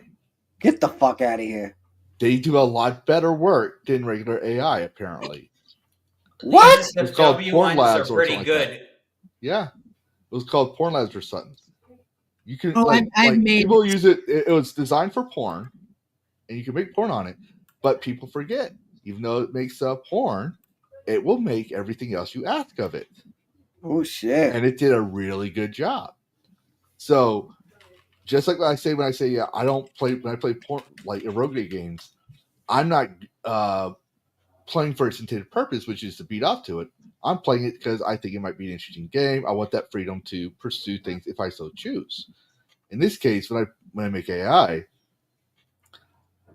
people don't understand. People invest a lot in that in the industry so much to make good quality stuff because people aren't going to pay for something that's ugly as shit. Yep, true. Unless they're into that shit. So when it comes to AI, you're going to make sure that porn model that the AI generates is going to be fucking beautiful. So in this case, if I want to drag, I had to edit. I won't lie. I had to edit it because it took some liberties that would have got me banned if I left it as is. In this case, it didn't do a good job because I'm obviously bigger, but it did try to bring out my malehood. And I was like, yeah, no, we don't need that. We don't need that on there. But it was called what program do I use? That's the porn in the AI. I use a multiple different things. Like in my credits, I don't think I put the credits on here, but the final rendition of DragonCast was done with Artubo after I had already made the thing, and that was just to get the colors to look nice and this and that, to give it a more whimsical filter. But I use pseudo AI for music. I use Artubo as well. Sometimes I'll go back and forth with Artubo's music. I'll use perchance, like the dragon at the end of my credits video saying "Thanks for watching" is from. I want to say, perchance. It was from perchance, and so I use a different, multiple different things. Now I never experimented with AI video. I might try that, and the thing is because I'm a poor, humble dragon. If I could use an actual artist, I will. Like when I built my games, I used artists. I had to pay like $500. Like my studio logo was cheap because it was made by an artist in the Philippines, so $80. But when I did character art for my games, that was $250 to $500 depending on the character. So, yeah, it was AI is going places. Yeah, the program I used was Porn Labs. Was the original program, and then I went to Artubo, like I said, to finish it out. So, yes, it tried. Now it doesn't always it doesn't always render it. You could have negative prompts, but the thing is like I don't believe in censorship, even though I might not condone certain things. I always believed in I may not agree with what you have to say, but I'll defend your right to the death to say it.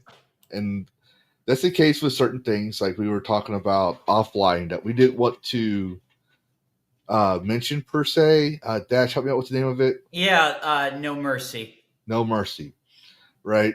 Very No controversial Mercy, game.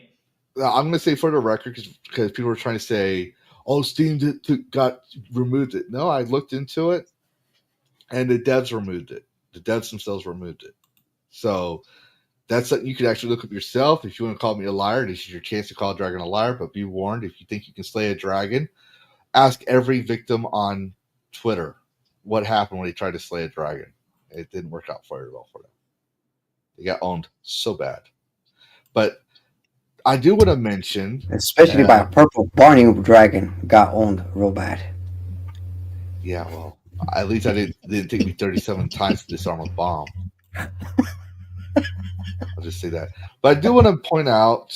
Now, this was last year. Okay, Smash JT pointed this out, and I'm surprised I didn't hear about this last year or the year before. Like the original news came out 2 years ago, and it's a great segue with AI. So let me share my screen. This is from IGN. All right, I couldn't find the one that Smash JT did, but Smash JT's article, and this article is from the same year, 2003. And ESRB wanted to use facial recognition tools to scan for a child. Now, using the term loosely here, journalist does try to defend ESRB. But he makes some very valid points, even though the question remains, why do you need to scan children's faces in the first place? As a parent, you don't need to scan my child's face.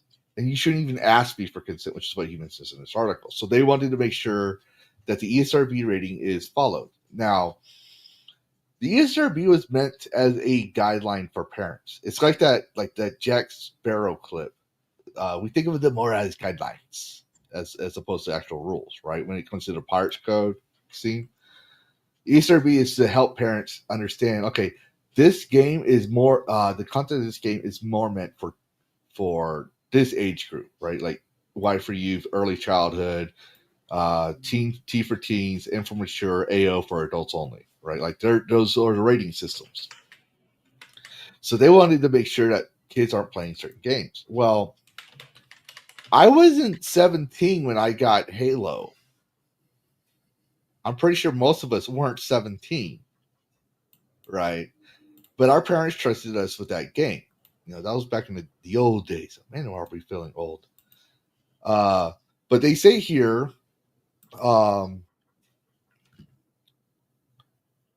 that according to ESRB, children attempting to sign up for a new service such as website or video game will be asked to provide parent or caregiver's email address. That's what they normally do, right? Like, you want to join, like, remember, even before all this stuff became a controversy, they asked your permissions to go online, right? When they would talk about, like, some Lego video game on a website or something they would promote, right, back on in the cartoons when the internet was starting to become a thing. And they try to claim they're trying to claim it's not intended to collect data on children. To be perfectly clear, any images and data used for this process are never stored, used for AI training, used for marketing, or shared with anyone. The FTC poster said the only piece of information is communicated to the company. Requesting verbal parental consent is a yes or no. Determination as to whether a person is over the age of 25 and why we consider it to be a highly privacy protected solution for PPC. All right. I'm going to scroll through this, but there are some things I want to point out. For example, the Children's Online Privacy Act, COPA, a key privacy regulation in the U.S. passed in 1998, requires that companies, platforms, games, services, websites obtain verifiable parental consent. Remember what I said about ask your parent permission before going online? All right, that's where that comes from. That's a legal thing they have to put in there before collecting, using, or sharing any personal information from children under the age of 13. In other words, the company already has knowledge that the user is a child, typically for the age gate, or attempt to register for a game, platform, or service. All right, and let's be honest, there are kids out there that have Facebooks and Twitters that lied about their age. Right, we already know this. It's no secret. Right. But like what I'm trying to say here is the internet's a wormhole. And yeah, it is. You could put any freaking fake email and fake name, and right away you're already on the door. There's a country song that talks about, he sings about catfishing, and no, not like fishing for actual catfish, which is so fucking good. Oh my god, catfish is so fucking good. But in regards of, you can say you're a billionaire owner of Tesla, right? You can say this, you can say that. When in reality, you're probably some loser in a trailer park living in his in the same trailer as his mama, right? You don't make much, right? You could be anything. I'm a perfect example. I call myself a freaking dragon. Now, obviously, dragons don't exist, right? There's no evidence to support the claim of dragons. So you're not going to see a purple dragon walking around out in real life, because if there was, I'd be an instant celebrity. I'm an extinct animal that's just a mythical creature that's just walking around in real life. But on the internet, I choose to be a fucking dragon. Dash Attack chooses to be a fucking cat boy. Fury Stan is a furry wolf. Sonya Lisette pretends to be a woman. That's fucked up. But she is a woman. She's probably the most authentic of all of us. There's no pretending. She is one. Fuck up with you. No, I got to use that joke that I got to use that bad take that Dan made. I had to. If it was Scoobs on my show or any other woman, I probably would have said that to them too. I'd be like, and Scoobs is pretending to be a woman because Scoobs did say she goons on her pupcast. She's a gooner too. Yeah, of course she is. But the thing is that you're trying to say that first they need the parents' permission, right, to scan the child's face, and then they scan the child's face and sit back to the parent saying, "Is this your child?" And they say they don't. So, well, why would you need that? Why would you need facial recognition? If you're coming to me as a parent and saying, "Hey, because Nintendo does this, right? Your child tried to buy Minecraft coins." Well, first off, it's my dumb ass's fault for having my credit card in the freaking Nintendo, right? It's my dumb ass fault. But they asked me, "Is this you? Will you approve this?" When he plays on better example, your child is asking permission to watch, well, I don't know, Coco. It's a movie because he wanted to watch that. Is this okay? And I'm like, yeah, sure, because it's the Amazon Kids tablet, right? Hey, hold on a second. I gotta take the dog out real quick. I'll be back. Okay, go ahead. And when but if they sent me a picture, is this your child? I'm gonna flip because I don't want my child's picture on the internet. And what do you think? You could tell me, oh, this picture is not going to be used, blah blah blah blah blah blah, right? It's just going to be shown and then done. Well, I've already said that's my child. I give permission. Why are you asking me if this face is my child? People don't seem to understand how a parent's going to take that, especially if they do this, for example. Because let's be honest, everyone does this. Are you saying you want out? Fine, you don't want to be part of this? Then just sign right here. No, you didn't read it! This says we don't ever have to let you out and then we can do whatever we want! Damn it, why won't it read? That's so true, though. Nobody reads. That's what I think about when I see that stuff. Sorry, Well, and he's gone. Love when that happened. Oh man, Lavistra's gone. Yeah. He's disappeared. He said sorry and then poof. Just evaporated. I don't know, man. That seems so sus, Lavistro. Like, that's weird. And the thing is like, because it's here to be further clear, any images or data used as processes that are stored, used for AI training, but they keep mentioning it over and over. Like they're trying to say, "Oh, you parents, y'all don't know what you're talking about. You're just like the boomers. You're freaking out over nothing." Actually, you can say the process, but you're still not answering the question. Why do you need an image of my child? Especially the ESRB is not law; it is guidelines. Now, if my child goes up to, and this is one of the reasons I've brought in ESRB. If a store, if my child wants to buy a game, he's 9 years old, and he wants to buy Gary's Mod. I think let's go. That's one of the things I think off the top of my head. That's like one of the worst games you could give a child out there, or Postal, or even Night Trap, right? I'm going to ask, why are you giving a child a game that's meant for adults? Like that's the main thing I'm gonna ask. Why are you doing that? But in this case, like I said before, if I gave you permission, if I say it's okay for my child to have this game, it's the same. When you send me an email asking me your child wants this, it's the same as I'm going up to the store counter at Walmart, Best Buy, anywhere else, right? And letting him spend his money that I gave him to buy a game, and I'm there with him. It's basically me saying, I'm okay with my child having this stuff. Now, you could be a good employee, a good business, and say, do you understand that Halo has lots of gore and heads being blown up? I did not know that. Did you know Cortana is technically considered naked? I didn't know that. Does it show her genitalia? No, it doesn't show genitalia, but she's not wearing any clothes. That's her skin. Oh, okay, yeah. Maybe I'm not comfortable with that. Maybe she was wearing clothes, right? That would be different. Right? You're letting me know what's the stuff that's going on there, so I can make the decision myself as a parent. That's the beauty about being an American. These are more like guidelines. Now, thankfully, last year the U.S. government did get involved. What do you think the government's answer was?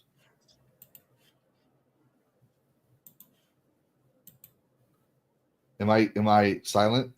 No, I hear you. I was asking, like, what do y'all think the U.S. government's answer was in response a year later?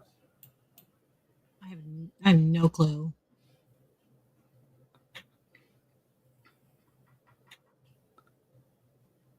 All right. Well,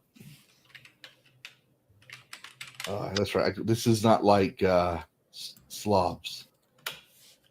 Well, according to the U.S. government, they said, "The fuck you are." U.S. government denies the ESRB's AI-powered face scanning age estimate proposal, but it's not gone for good. Yes, with any type of organization, company, nothing's really gone for good. They'll keep, as long as they have money to do so, they'll keep posting and projecting it. It still has to answer your question: why do you need a child's face? You don't need a child's face. You don't want a child playing a fucking game, then you need to make sure that they know they're not supposed to be playing that game. If you, like, for example, if someone is like they if you play a game, right, in the terms of service, you says something like, if we find out you're a child for your voice, this, that, and you can't verify your age, then we're going to ban you, right? Because the game is meant for adults. We want to protect the children, right? That part I can understand. And they do. There are programs that do that. I mean, we do consent to have our voices, being monitored and that. Like, we still have to, like the video says, we have to read the terms of service. I literally read every terms of service before I play a fucking game. I used to stream that. Like, I used to read that on stream before we play a game, and I'm pretty sure my chat viewers were like, Lavistro, oh my fucking god, you talk too much and you fucking read. You don't need to read the terms of service. We get it. No, I'm reading the terms of service because I'm doing you, the viewer, a service. I paid for the game. You have not. I'm going to read the terms of service so you can know what you're getting into before we start the game. I don't always do that though, but case in point. Because, like, for example, EA games. I played a couple of EA games, and they have a setting to saying that you're okay with them using your data, and it's ticked on by default, so they can monitor your data the moment you start playing the game. Now, when you tick that off, saying I do not wish to consent for this, right? They still collect your data, but they're not allowed to share it. This is why I don't play EA games anymore. I will not, because number one, you have no right to my privacy. This is a violation of privacy, and that's a Fourth Amendment of view for us Americans, at least. You want to do that to Europe? Well, if Europe doesn't have rights to privacy recognition, then you can go do all you want. I'm not going to endorse it or condone it, but I'm just saying by the rules of the law, you can do that. I'm going to say, me personally, I don't want you spying on me. I don't want a game that I bought in good faith to be used to spy on me. It's my privacy. How would you like it if I came to your house and watched you shower? If you have a problem with that, and you want to say, well, that's too different. No, that's the same thing. Because I have a camera. If VRT all of a sudden says, yeah, we're going to actually see your actual face, not just the dots that make up your face to talk about, and we're going to store that for future reference, I'm going to have a problem with VR Studio, because what happens if I forget to turn my camera off? I shut down VR Studio, but my camera's going to go. Who's to say they can still use that camera to look into my house? Who's to say that if my mic's not turned off, people can record my mic? Our phones listen to this all the time. That's a grave violation of privacy. Mm-hmm. So, you want to add, especially when you have stuff like Alexa too, hearing what you say. Oh yeah, oh God. My mom gave us an Alexa, and I'm not too happy about it.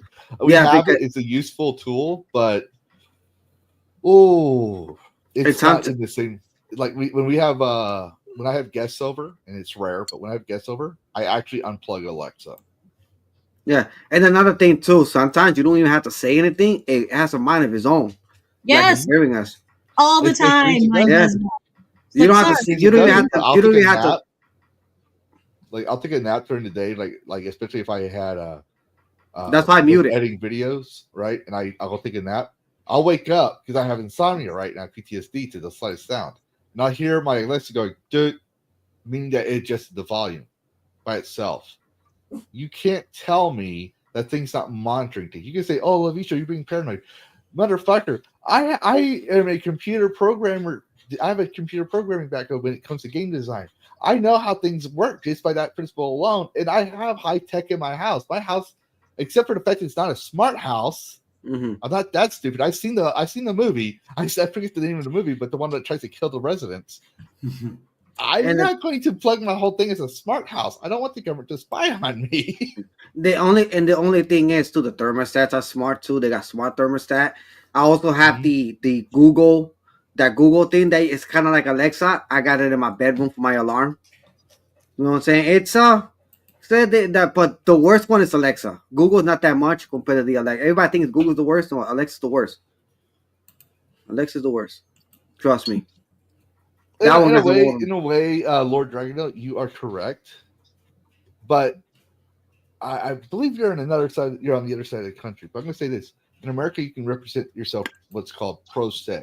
I'm not saying I'm not a lawyer. I'm not giving legal advice. I can't believe I have to say this, but common sense seems to go the way of the dodo when it comes to the internet. Okay, but you can read it yourself. You can ask AI to break it down Barney style for you. You can go to like what's it called, lawyers.com or something like that. You can ask for an understanding of some legal jargon. You can get Black's Law Dictionary to translate certain jargon as well. I mean, you're basically teaching yourself how to be a lawyer, sure, but yeah, you still kind of have to read the terms of service, and it's so lengthy. Is because the lawyers want to make sure that their client gets everything they want from you. You don't have a lawyer. Like, let me put this way. Let me use myself. When a game designer hires me, right, they want me to sign a non-disclosure agreement. But they also have we negotiate my contract. My contract is a terms of service. I will tell them how long I will work for them, for how much, for how long, the duration of the contract, all that stuff. They'll read it and they'll have their lawyers look at it and say, well, we want this. If I don't have a lawyer, like you were saying, right, to an agreement, right, I could get suckered into being working for free.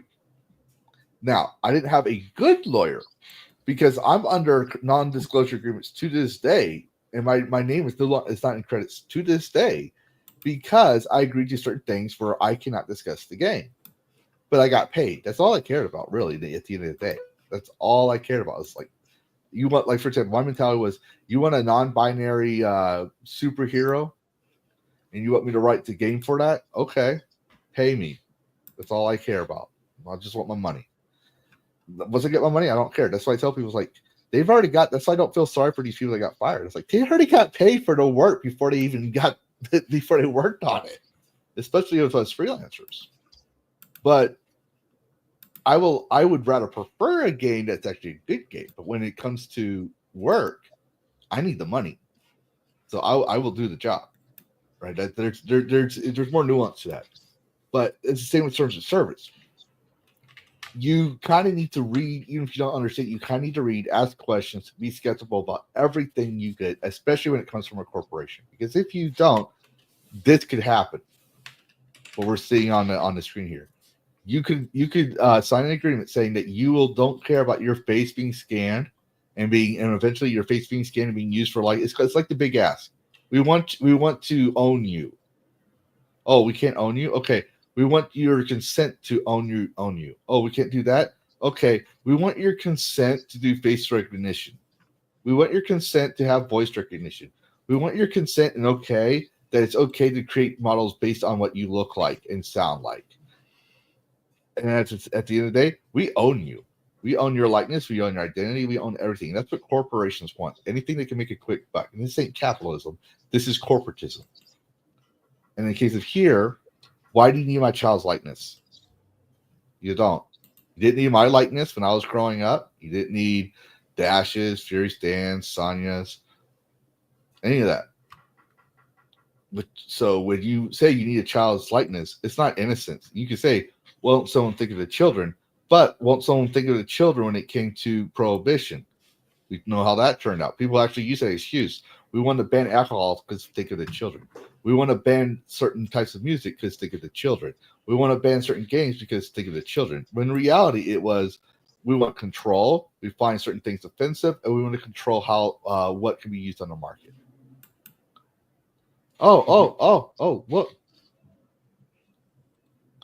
Oh, hold on. I'm not here, everybody. Noise is here. Noise pollution. Noise Brings pollution. the noise. What's Makes up? the noise. Hey, welcome.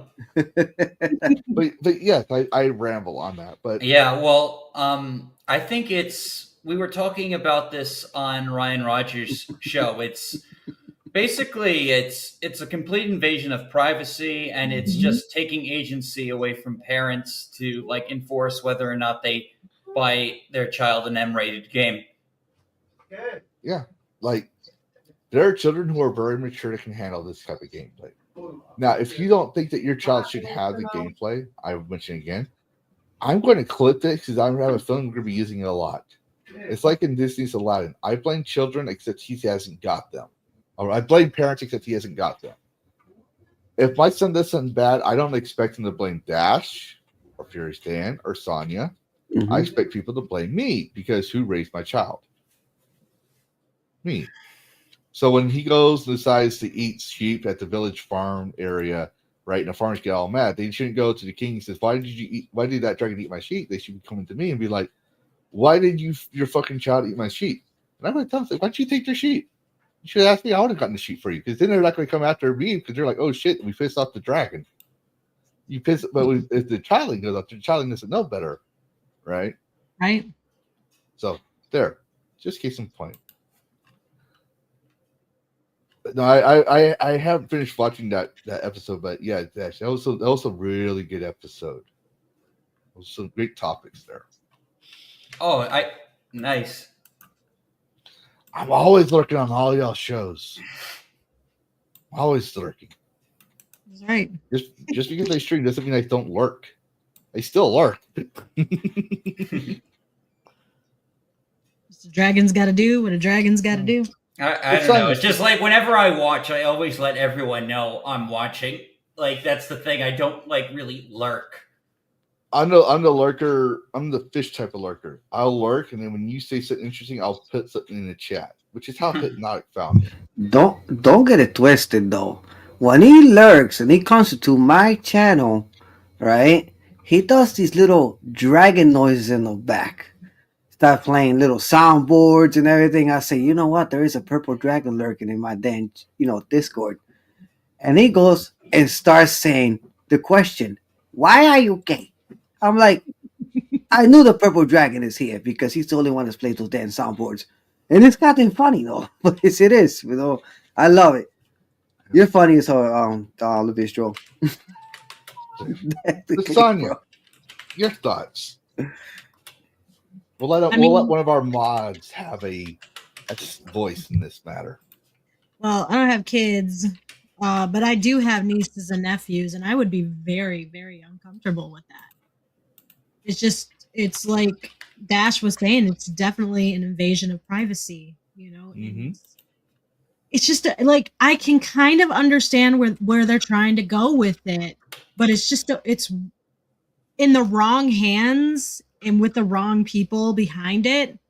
It's dangerous for your child, in my opinion, and yourself. So I'm kind of glad that the government denied it. Yes. Yeah, all these. I just want to point out there's that disclosure. It's not gone for good. Not for good. I know, but For It's now. like that super villain.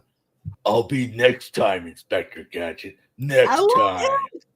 Dr. Claw or Mr. Yeah. Claw. The question here that I need to say is, you think they will actually sneak that in there? You know, They're gonna without keep under our trying. noses? What do you think corporations do when they want something? They They buy a sneak it. politician. Yep. Not Yeah. to talk too much on politics. If you think, well, not my guy, your guy. I'm sorry to say it, your guy, because you're not expecting it. Exactly. But they'll sneak it in though. They'll sneak it in. They'll pay they like these paperclip things. They'll have Yep. they'll do an act to I don't know. So that's actually something that we all agree on, right? Like in the war in Iraq. Let's just use that. Like in the war in Iraq. And on it it'll say and protect the endangered breeding grounds of the hooting, screaming earthworm. So that one will get stapled in there, right? And now when they ended the war in Iraq act has been passed, that means now you can't dig in your own ground because you might endanger or kill off the last remaining hooting, screaming earthworm. Motherfucker, if that earthworm is screaming and waking me up at night on my property, I'm going to stab it with a shovel in Minecraft. Yep.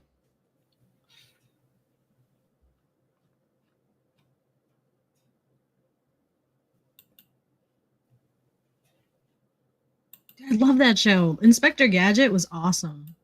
And he liked that too. Dun, dun, dun, dun, dun. Inspector Gadget. Dun, dun, dun, dun, dun, dun. Ooh, ooh. Oh my god. I'll let Sonia answer this one. I heard you say something about a couch in Sonia's stream. Oh god. Is this the casting couch thing again, Lavistro? Good god. I don't know. I'm gonna let you answer that one because you said it was in your stream, and I remember only doing that on Discord as a joke. Yeah, I feel like we were talking about the Discord thing in one of my streams. So like, maybe, I don't remember because I stopped doing it after a while because it was an inside joke. I don't want to get our streams banned. Right. Yeah, That is funny. That was that's a thing with Hypnotic's Discord. If you're in the Discord, me and Lavistro started a show on there called AFK. And it still continued, but it diverged. Divergent evolution. Yes. AFK is still AFK, but it doesn't show games too much. Not as often. Yeah, not that's as how it often. started. But then we went to movies, and then I went straight and made my own thing. Mm-hmm. Yep. So Lavistro Place is technically the original HypnoCast AFK. Very true. It's very true. The original. But in order to get people in AFK, Lavistro over here would change he would change the status of the channel to say like Sonia's OnlyFan edition or audition, excuse me, or Sonia's casting couch Debut or some shit Mhm. like that, just to see something how that would if we actually put as a YouTube title would get us banned for sure. Oh, I'm sure. Pretty sure. Definitely. But or like before we would stream, I'd be like, as soon as HypnoCast was done, I'd be like, Sonia, AFK? And she'd be like, yeah, sure. And I'd go on AFK, I get everything ready. She's still out there. I'm like, Sonia, I need your boobs here for representation. I'm not gonna get views without any. How am I gonna get views without any boobs? It would be a joke, but the main point of AFK was Hypno used to stream 2 hours later, Final Fantasy, and he didn't have a lot of people watching. So we were trying to support him, and so I would have the after party, and then he just stopped doing it, and it just became a thing. He even came on it a couple of times just to be a spectator. So yeah, that's where that lore is coming from. Yeah, But- that's that lore. Yeah, but let's get into gaming news. I do think it's almost time for HypnoCast. So Sonia, go ahead and put the link for people who want to go support. No, not HypnoCast. You mean Saturday Night Hypnosis? Yeah, That's Saturday an- Night Hypnosis. Because I don't want to hit no later on to say, and Lavistro thinks he's so big now, getting 300 subscribers, like he doesn't need to come over your mod here, which I do mod. I just can't count and mod anymore because he goes over 10 p.m. my time.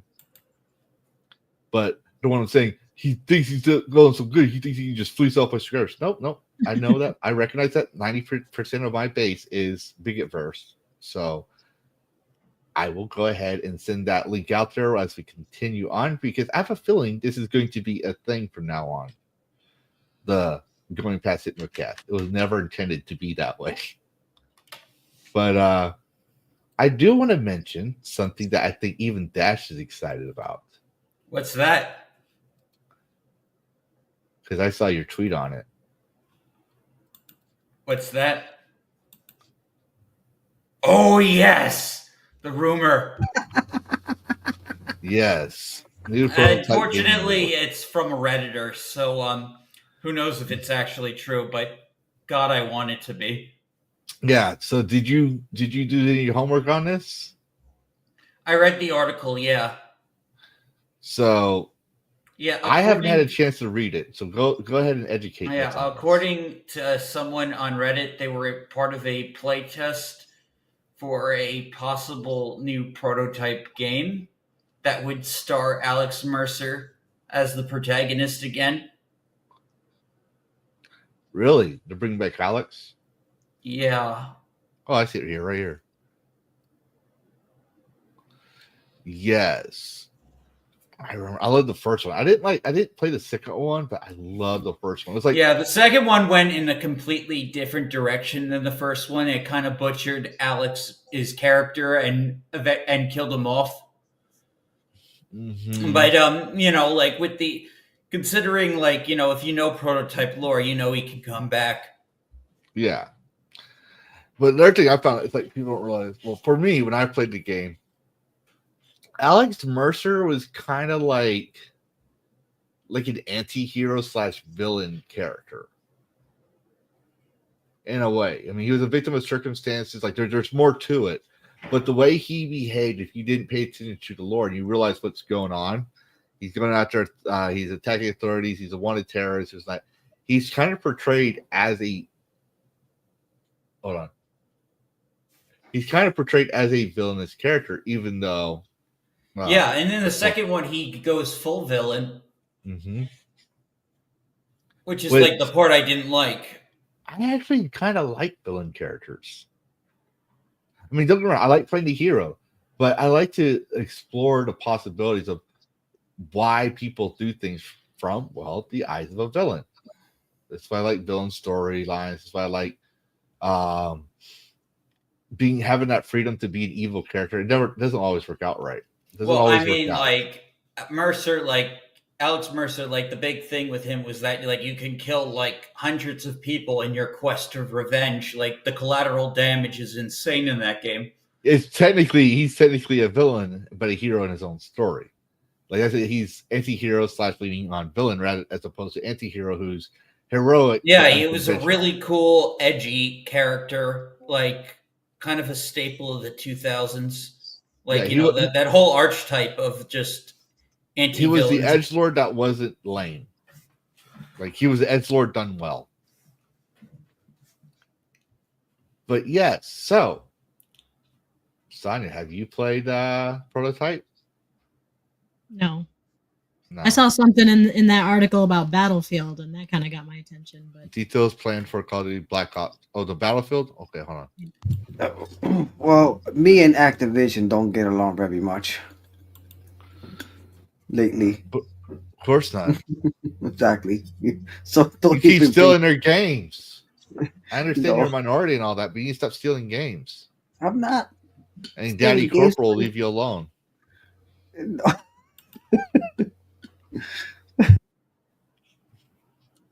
Oh, here we go. Skill-based matchmaking. Oh, that'll be interesting.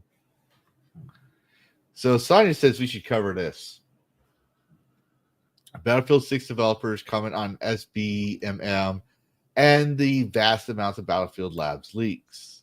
In the latest saga of Battlefield leaks, the community has voiced its frustration of leaked code suggesting that SBMM is in Battlefield 6. Now, I can't remember SBMM. I'm trying to pull. Oh, there we go. Skill-based matchmaking. SB. That's what it is.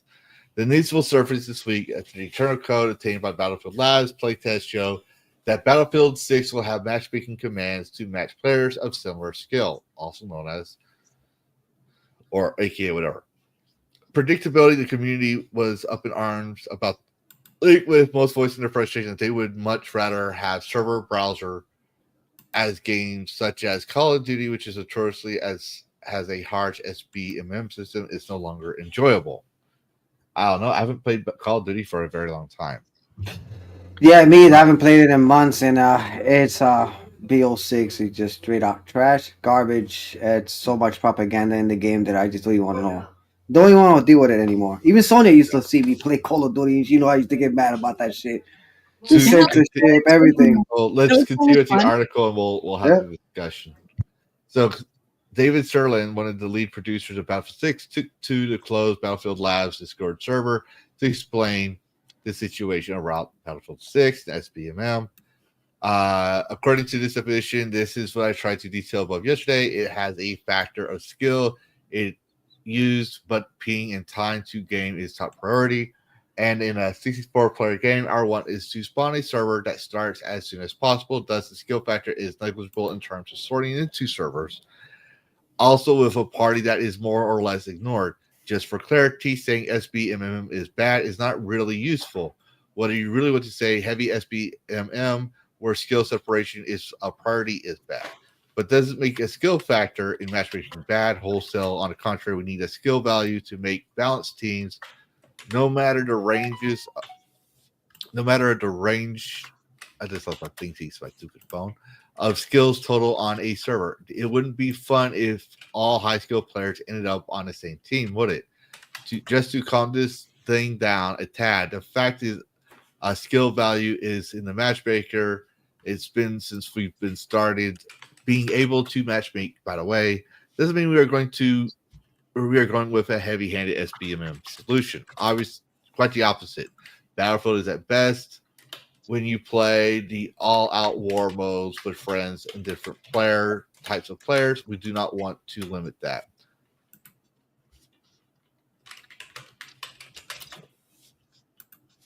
I'm not going to read the whole thing because it's long as stuff, but we got the idea of what's going on with the SBMM. Now, full disclosure, I don't play much PvPs. I don't like PvPs because you got people that take it too far. You got people that try to make it the new Major League Gaming game. You got people that aren't in it for the fun. They're in it to be the best of the best, like No Man was before. Random cause Pokemon. You get the idea. Yep. I already got it. I know what that means. I've been there. Everyone plays games for the most part to fucking play the fucking game. Yeah. So, yeah, is it fun when you're level 23 and you're going up against level 1s? No. Is it fun as a level 1 that you are swamped amongst level 50s and all that stuff? No. I will give them that.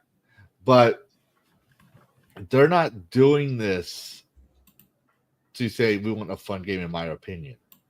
This is a corporation, and they're going, like, my personal view is they're not really listening to their players. They're trying to say, oh, what you mean to say it's not all. No, if they don't want this, like, for example, I'm pretty sure Doom the Dark Ages is going to be a fucking phenomenal game.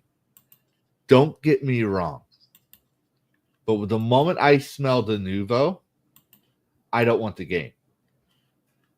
You can say you have the nouveau has changed and it's gotten a lot better. It's actually performance heavy. No. They've attacked customers. They've attacked gamers who are very heavily critical of their systems for using so much memory in the game, memory space in the game. Like, people have come out on records on this stuff. That I will not buy anything, no matter how good it is, no matter if it will save the world from nuclear annihilation. I don't care. I will never buy a game with Why you not there. the console version? I don't have a console I could play it on because I have a 9-year-old running around. You think I'm going to play Doom on my Nintendo Switch? And besides, that's the only console I have. But my point is that I won't buy it now. If in the same sense with SBMM, right? A lot of people don't want these skill-based games. They want like for example, Furious Dan. Everyone needs to lift him up. We carry Furious Dan to the finish line. You know, it's not his fault. He's Puerto Rican. You know, he's a minority. You know, but we have to carry him. He doesn't have that skill. Yeah. I'm also Puerto Rican. Well, you but probably. You're also a woman. That too. He has more skill than you. Remember, gamers are sexist, misogynist, and racist. This is true. This is very true. But to be fair, I'm half Native American, so I'm half carrying Dan. I'm only using one hand to carry him, or claw in this case. But no, when I came in, I mean, I'm not as good as everyone that's playing because their characters are high level, right? But I'm still there just to have fun, right? I'm there with my friends. I'd rather play with my friends. This is why he taps into that. But what happens if the first ascendant goes SBMM? Maybe I can't be on the same server as them because I don't have the same skill. Maybe I'll get booted out because I didn't. I get booted out because I didn't complete certain parts of the storyline, right? So we had to help me get to a certain point. But when we go to these hard mode survival missions, right? These recon things. If I'm not careful, the boss will one-hit KO me. Oh, wow. But, yeah, like, we've seen it on stream. And then what happens? BBC and Valkyrie winner, and Mikey has to revive me. But do they give me shit for it? Sure. I'm a gamer. We give each other shit. But do they really hate the fact that that's what happens? No, because I'm playing the game. We're there to have fun. And I'm learning the game, even though I'm getting one hit killed. Like, maybe next time, don't run out in front of the boss. Wow. Maybe next time, go run for cover. Like, little things like that, right? Just for an example. Yeah, some people go straight head on to the boss, and it's like, not a good idea. Especially if you throw a bunch of shit at you. What do you think I run around? I run around and shoot, run around and shoot, run around and shoot. If we were focused on skill based, like you have to have skill, and I want to be the elite team, so we could be the number one in the country and hopefully beat the Korean team and MLG gaming tournaments and make billions of dollars. Do you think my crew, which is basically the Gooners for Life Graveyard Gaming crew, do you think they would actually be carry me on if they had that mentality when I first started? No. You think they'd want Sonya playing the game? No. They say get good, and if you got really good and you fit your criteria, we'll let you join us. Right. That's what skill-based gaming is. We don't discriminate. We just get in. Yeah, let's go have fun. It's the whole point of gaming is to have fun. This is why I like it's fun to watch MLGs, sure. But MLG was designed to. That's why we don't make it. We don't make it like a sorority bullshit. Yeah, that we have to make up rules and shit. We do gatekeep, right? We do some gatekeeping. We call out the fakers, the posers, and in my personal view, I think professional gamers like MLG. In my personal view, this is probably a hot take, which I'm probably gonna get every professional gamer or aspiring professional gamer to come after me. And when I say they're not real gamers, yeah, sure, they game for hours, but they lost sight of what gaming is. It's supposed to be games are fun. And if it's no longer fun, if you're taking it too seriously where you're not having fun with your friends, then maybe you're not playing it for the right reasons. Major League Gaming. Oh, thank you. Yeah, it's an actual thing I found out, a while back. So I just call it MLG. I been knew about that one years ago. Yeah. It's no. Like I knew it was professional. I call it professional gaming originally. These are people that stay up playing. These are like they have a red, white, and blue logo with a controller. that looks like a Major League Baseball or Major League Yep. Basketball logo. Yeah, That's so it looks what like. it is. And people make mad money from it. A Overwatch, lot. Black Ops. What's one of the old ones? I enter the Gran Turismo League one time, and I end up coming in I think 9th place. These people could fucking drive. Oh yeah, I'm surprised. Yeah, like it's one thing to celebrate mad skill. If there's a game with mad skill, and he's having fun, and he's enjoying the game, that's one thing, right? But for example, League of Legends, I used to have fun in League of Legends until it became a breeding ground for everyone and their cousins, sisters, aunts, friends, best brothers, best man from his sister's weddings, individual join the game because they want to make millions of dollars playing video games. If that's your main purpose, just like with streaming, you're in the wrong territory. I'm sorry. You have to have the skill for one, but if you had the skill and you lost sight of that for the focus of money and fame, as opposed to just having fun, is what games are meant for, you're not a gamer in my personal view. Now watch as I get content made about me, and I'm now the new Alyssa Mercante. Because I said professional gamers aren't gamers.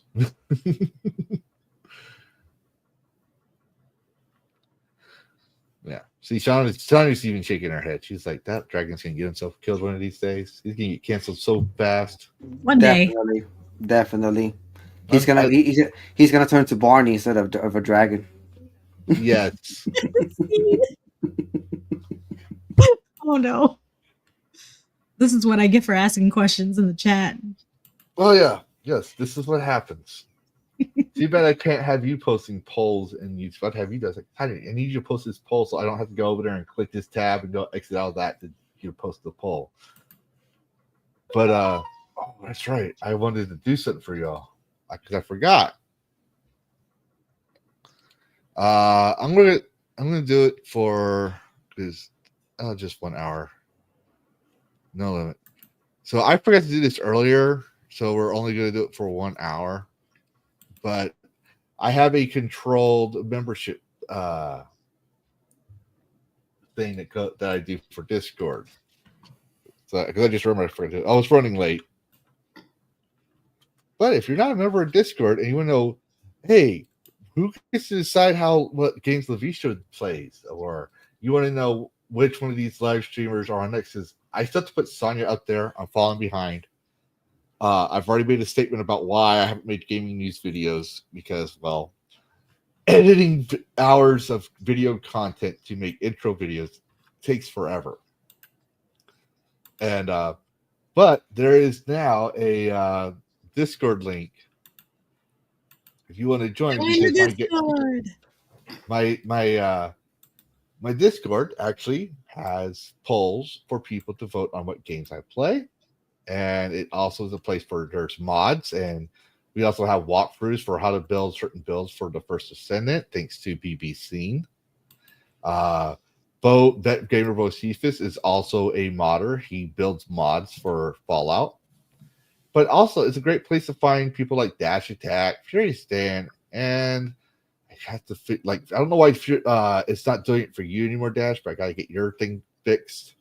But also Sonya Lisette is in the future. Plus, if you just want to harass Sonya Lisette and you don't think she notices you too much in the Bigoverse, you can at her and say, Sonya, notice me, senpai, notice me.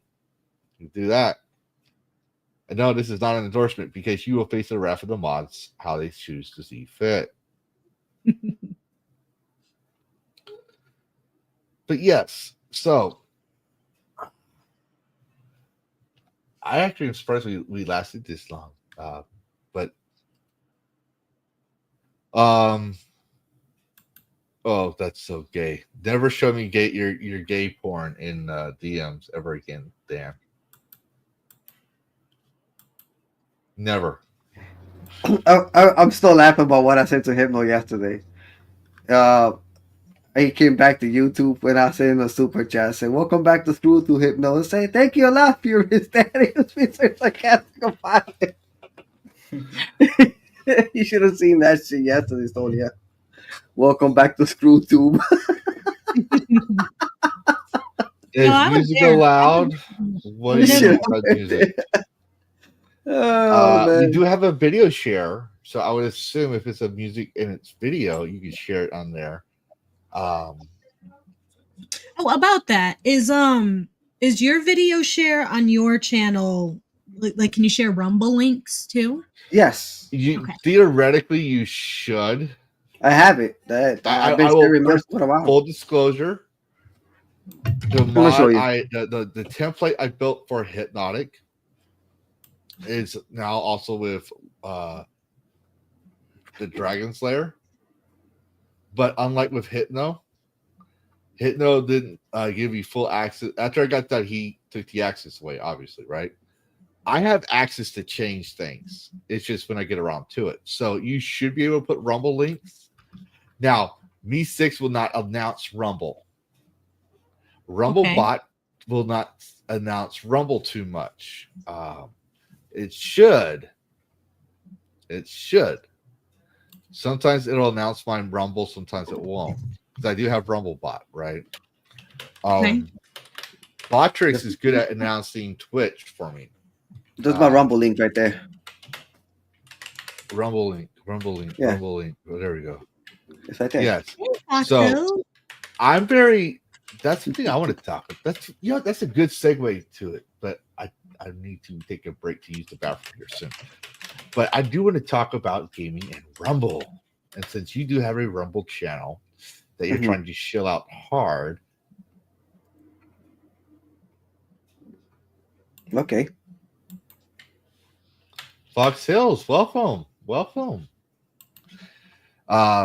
But yeah, so I'm gonna say in theory you should be able to put your Rumble links in there. If not, you should be able to at me in the main chat and be like, hey, could you fix this? Because no one's fixing my Discord but me.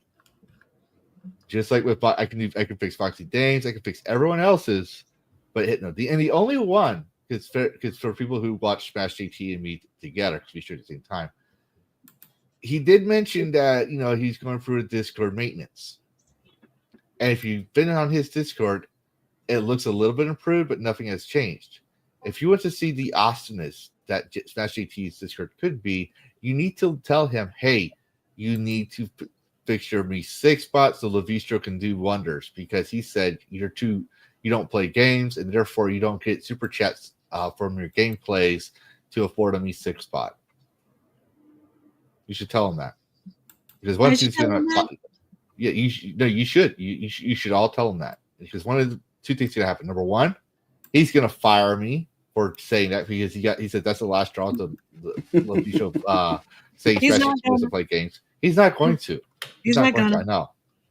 Or he's going to go and pay the V6 thing that I recommended him doing, because he's a big channel and he's going to need that in the future, just like with Hypno. So I can fix his shit the way he wants it and be done with that, because that's sitting on my back burner and it's slowing me down. Or he just wanted to eat her, and I'll just say, you know what, find someone else, because I'll be tired of it. But no, right.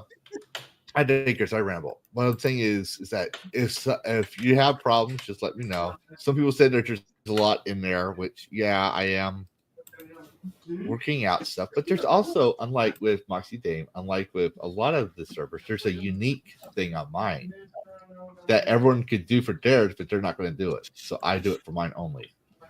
I have an achievement system, just like the trophy system, the Steam achievements, and Xbox achievements, based on your activity in my Discord. For example, you react to a certain amount of comments in main chat, you get achievement for that. You comment a certain amount of messages in the main chat, you get achievement for it. So it's a very gamer-focused group. And as we get more requests, I'll do more things. For example, people were asking about my own version of a waifu battle. Well, I'll never do waifu battle. Because, that's Hypno's thing. I don't want to steal his shit. I've always wanted to do best gaming waifu of the month. Kind of like a calendar thing, where I just post the audience's chosen waifu of the month. There will be an NSFW channel for the Discord, and feature on the DragonCast each week. One picture that we mentioned. I also have a room in Doom where you showcase your mad collection or games. But yeah, so I'm working out a lot of stuff. We're slowly building it, and I've been posting a lot in some of these areas.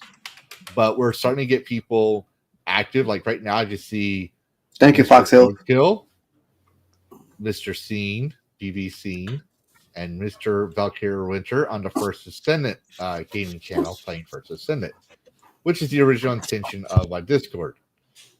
You want to play games with people? You want to make sure they're not woke as shit? QJ, hello. Then you want to join my Discord, which is what it's for.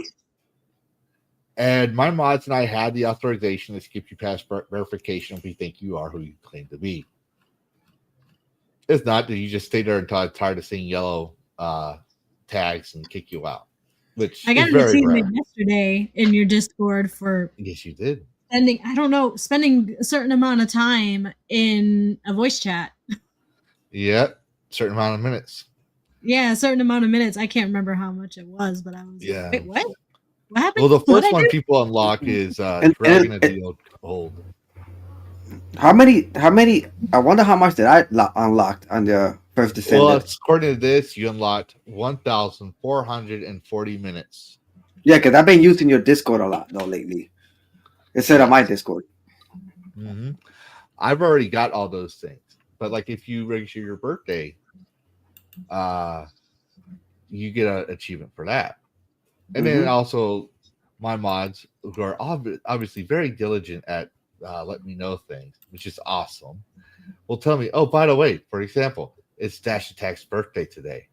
And then what do I do that day? No, it's not. Mine's next month. Example. I say, for example. Then I say, and happy birthday to all these wonderful people who are viewers of mine. And I list them off. Because who doesn't want a animated cartoon dragon mentioning their name? It's like saying, look, Ma, I'm on TV. There's my name in my profile picture there. Pretty much. I literally get excited when I'm in the chat of someone else's stream and they highlight my comments or super chats and say my name. Lavistro says for $2. Smash JT doesn't play games. Smash, if you're watching, or Smash fans who are, not Smash fans. That's an insult. I don't want to insult Smash actual. It's like I said, Mike. Smash JT Simps. If you're out there and you want to offend Smash JT's honor, you don't realize it. It's a running joke between me and Smash JT at this point. He knows I know he plays games. I like to make the joke. Thank you, Roadkill. Appreciate it. Roadkill be bugging. Remember, she's 21, so she's able to drink. Yep. But she's not allowed to drink because, as my mod, I need her until I no longer need her. So she needs to stay sober. She got party. I'll let you know when she's fired. Party. I love this whole indentured servitude thing. You have people that work for you, but you don't have to pay them. It's called mods. I remember before the Civil War it was called slavery, but you know. we pay you with love, okay? This is why people don't get fired. This is why mods don't get fired. You can't fire slaves. That will get my channel deleted for sure. I'll like I tell people, like my main thing is on YouTube, it's gonna be my mouth that gets me fired. On Rumble, it's gonna be my content that gets me fired because I stream the game with the sense that you know it's just going to be here, and if you allow that thing to be listed, it's not violating your terms of service. So I'm going to stream the game, right? And if it pops in there, well, it's part of the game. You can't really game me for that. You know, I'm not going to go back in there and cut it out. I'm sorry, I'm just not going to because I didn't know either. I'll try my best to hide it, but if it's like 2 seconds of titty that gets flashed real quick and I couldn't stop it in time. Well, my thing does say it's not meant for kids. My streams are not meant for kids. So if you're if you're worried about the children watching, well, why are you letting them watching something that's not meant for kids? That's more on you and your algorithm than me. But yeah, so Rumble streaming and gaming. I grew pretty fast on YouTube. And granted, to be fair, I don't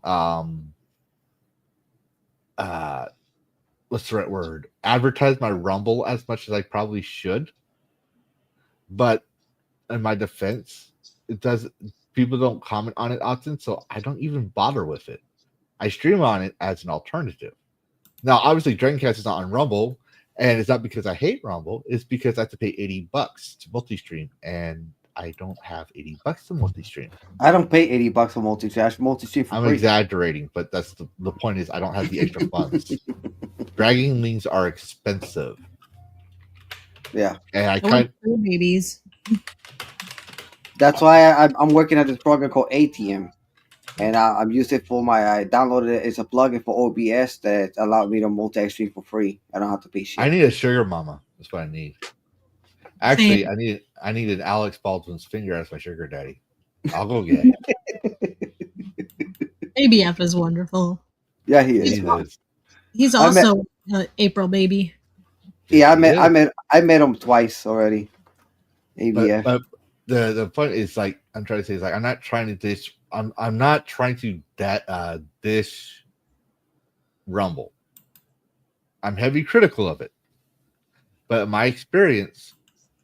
my personal humble experience, unless you stream actively on Rumble and actively promote it more than you need to for YouTube, you're not going to get many viewers unless you know people. Unless you know, like, I'm not saying like secret government agents. I'm talking about like you're friends with Tim Pool, or you're friends with Hypnotic, or you're friends with certain people. And I don't mean Hypnotic per se in this case, but my point is you have to be friends with people who focus more on politics or the right politics, right? To me, Rumble is just basically blue sky YouTube, but for the right. And I don't mean it in a bad way, but the majority of people that go there are for that. Like, for example, my son likes this guy that calls himself Let's Play a Game. And he's like me. He's very snarky. He plays like simulator games and like Roller Coaster Typhoon, all that stuff. And he doesn't play the game as is intended. He will literally try to crash his game. He will make he'll make those roller coasters that they'll go straight up in the air and there's nothing out there. He'll try, like, I swear to God, if he played The Sims, he would take away the doors just for the fact that he can. He doesn't play the game as intended. He plays it because it's sandboxing. He plays it to play the game, to be funny. And my son likes the content because how snarky he is, it just makes it funny. It starts with a solid build, like with like Factory's one game he played, solid build as intended, and then it just goes pure chaos in like 2 or 3 videos later, right? But he has 13 million followers, and he doesn't mention politics at all, right? I'm not saying that, you know, if you keep your mouth shut, you'll do well on YouTube. I'm just saying, it's like he probably won't do as well in Rumble, in my argument. There's a guy on Rumble that's DeLorean Games. Great guy, but all he streams is Star Citizen. And I follow him on Rumble. And he's been on for years, and he's not as big as he should be compared to what he'd be on Rumble, but he doesn't stream on Rumble. But people are trying to say the Rumble revolution has begun. It did, because I'm blowing up. You're blowing up, but what's the majority of your followers? Right now, as my follower, I got 44. No, what's the majority of your followers? You're not blowing up. I got more than you, and I'm not trying to be mean to you. I mean, followers, right? No, what's the majority of your followers? The actual people that's like hanging out with me, like, yeah, are they people from Hypnotic Server? Are they people you never heard of before? Some people from Hypnotic Server, and some people I never heard of, but they just be lurking. Yeah, they'd be lurking, right? But most of them are probably Hypnotic Server or running similar circles with Hypnotic, right? And I'm not meaning it to be in a bad way. I know. I'm saying is like most of my followers here on YouTube are Hypnotic, right? And I got some Smash AT and Geeks and Gamers. Over there, they're all Hypnotic, like majority. There's a couple of Geeks and Gamers guys, right? But it's mostly Hypnotic. On Kick, I have mostly the majority of my guys on Kick is the former Geeks and Gamer Cops community, and then I have some from Hypnotic, and then I got some random people. But you know one thing that's interesting? On YouTube, I got a raid and a subscribe from a gamer who has like a lot of followers, right? But he doesn't. I don't know his politics. This game is a guy by the name of Vile Urple, and he just streamed KCD type content, right? So he's like, "Oh, I'm going to shut down for night." But this weird guy is on this Dragon's on playing Kingdom Come, so I'm going to let you guys watch more Kingdom Come with this guy, right?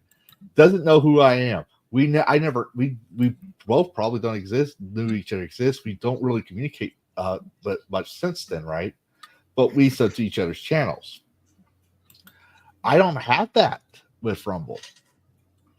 I don't, and I don't get a lot of viewers watching my Rumble. I can see who watches my channels. I get a lot of viewers on X. Now, do you push your Rumble? You push your Rumble often? I push it, but not as often. Actually, like I said, to be fair, I don't do that, right? But I used to push it hard for months, especially when Black Myth Wukong came out. And then I stopped, and then I went back to Kingdom Come Deliverance 2. But I think part of it is that I don't want to talk about politics. I'll talk about the news and gaming. The game, right? Yeah. But I'm not going to talk about, like I said in the beginning of this video, I'm not going to talk about this more content unless it's relevant to the conversation. I'm not going to talk about JDA or these other individuals. I'm not going to talk about it because I want to focus on being a gaming news site. Yep. And in my gaming stream, I just focus on gaming. So and when I play games, I talk about the game I play and where I need to go and stuff like that. Like I try to keep the politics off. But like for example, Tosia Tomosi has recently gotten I think on her corner Twitter, and congratulations to her. I'm not salty, I'm saying congratulations to her. She has 1K subscribers on Rumble, right? 1K by 570 something. And I can make the joke is because she has boobs, which probably is one factor, but I will be discrediting her work, which I will not do. I will say she talks a lot about the culture war and pop culture and the politics within it, especially when you add problematic white guy mentioning the power trigger words like globalist and this and that.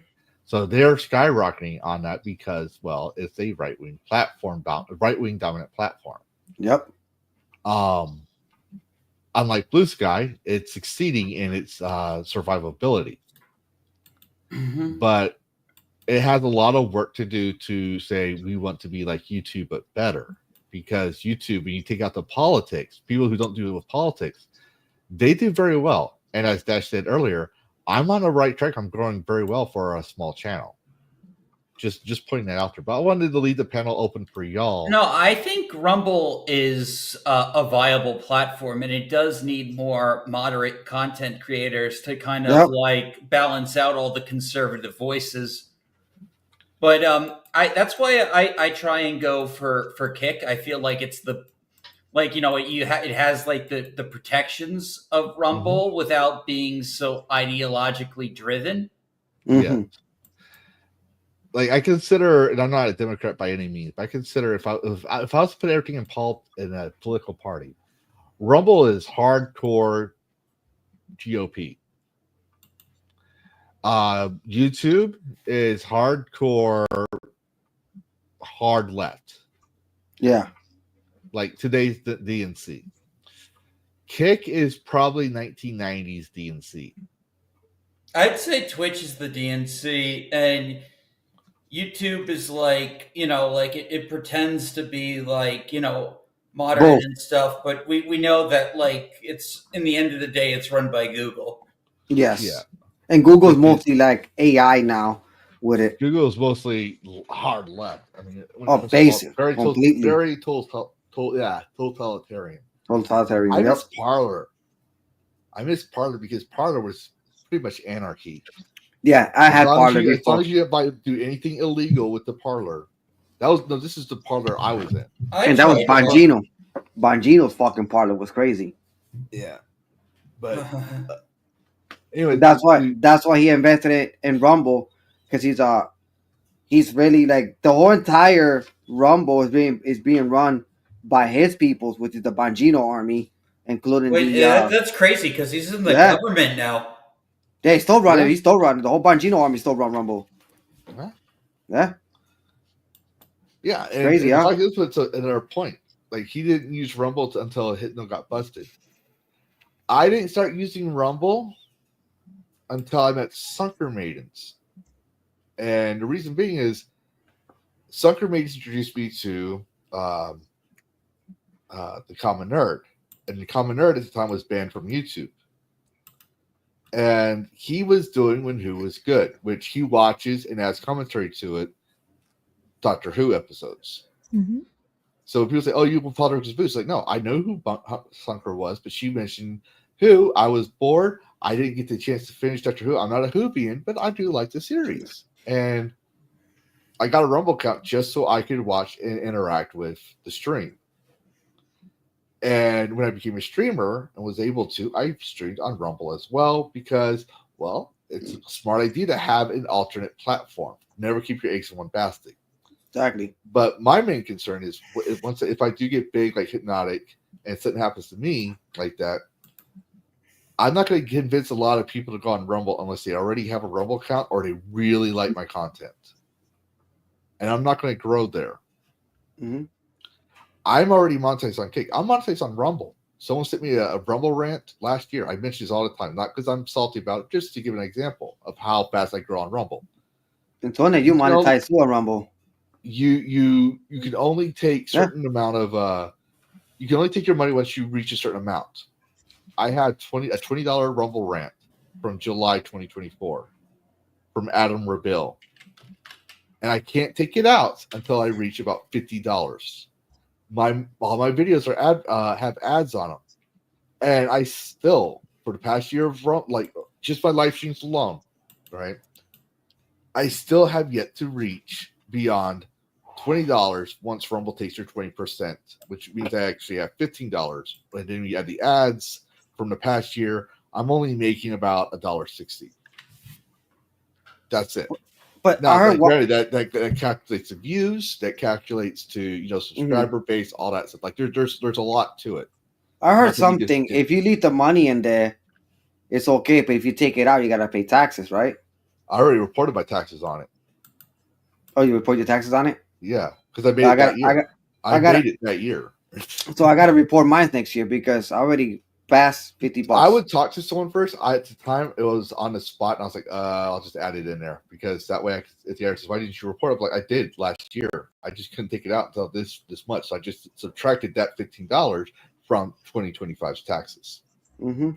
So that way, I can say I've already claimed it. It's just I couldn't get it out. My thing is, it's my money, right? If I should be able to take it out right away. But exactly. I'm not salty about I'm using it as a point because I know like people are going to say, "Oh, he's talking about money." No, my thing is that in my experience as a gamer, I'm not growing fast on Rumble because I don't talk politics. Now, if I start saying like, "This is what Alyssa Mercante did," or "the woke left is screaming about this game" and stuff like that, I guarantee you, dollars to donuts, I'll get all the viewers I could ever want. Yep. But I won't because I am just basically the left at that point. I'm trying to create a gaming space for right-wingers. No, I'm trying to reclaim gaming as it was. Yep. I don't blame you. That's why I want it. I guarantee you. We already seen what Melody Mac and JDA is. We're gonna have this again. We're gonna have a new Gooner Gate coming. We're gonna have a new Gamer Gate coming, and it's gonna be people trying to define gaming for their own political agenda. Mm-hmm. Maybe we're gonna find out that I don't know. Sonya believes in. Maybe we find out she's a second wave feminist. Let's just say, just an example. Maybe Furious Dan is pro Puerto Rican independent country. Mm-hmm. Maybe Dash is actually a Democrat. and he just sides with the GOP. I'm definitely not a Democrat. Yeah, I mean, this is all hypotheticals. And to myself, let's just say I'm a huge, well, I don't know, animal rights activist. Let's just say, all right. Eventually, down the line, the mask is going to slip. We're all not going to agree on these things. We're all not going to agree on everything. But gaming is supposed to bring us all together for the love of the game. We used Not to be because of the politics. Yeah. So people are always going to find that, and we're always going to be smacking that hammer because we gamers learned very hard because we were the outcasts. No one wanted to be around us. We were the nerds. We were basically the spit on the sidewalk. Right? People didn't want it. People made fun of us. Then Gamergate happens, and then you have the Big Bang Theory make nerding all cool again. So what happens? Well, the enemy of my enemy is my friend. I need people to vote and support me, so I'm going to say I pretend I fight for them, and as soon as I no longer need them, I'll broom them aside fast, to quote Harry Osborn in Spider-Man. Do what you will and broom her fast. Mm-hmm. Right? I don't hate politics. I have my politics. I in my alt account, I'll talk politics. I just won't do it as Lavistro Dragon of Cyberspace because that's not what gaming is for. And that's why I don't think, at this point in time, I don't think Rumble is a good fit for gaming. But I would definitely say Kick and X. I get like 60 viewers on X. They don't respond to my chat, but they watch my shit. Because that's what X is designed for. It's purely in our interactivity. But I'm not monetized. Right? But I do believe that if I could have my library of videos out on YouTube, like I do on YouTube on X, I wouldn't have to worry, and Mikey wouldn't have to worry about his content. We could actually, because there's people that put a lot of work out there on YouTube. I mean, X. But I said my spill on the Rumble, but I wanted to leave it up to y'all. Like, I wanted to carry on the Rumble debate because I don't want to be the only one talking about Rumble. So, future of gaming and Rumble. What do you expect to see? Do you think it's going to be a thing? And what's the next 5 years? What's the next month to 5 years going to be like? Well, I do have a perspective about the gaming of Rumble. I think it's gonna do very well because I have YouTube, and a lot of you guys have YouTube. YouTube will take you. You could say, depending how much hours you do on your daily gaming or whatever content you are creating.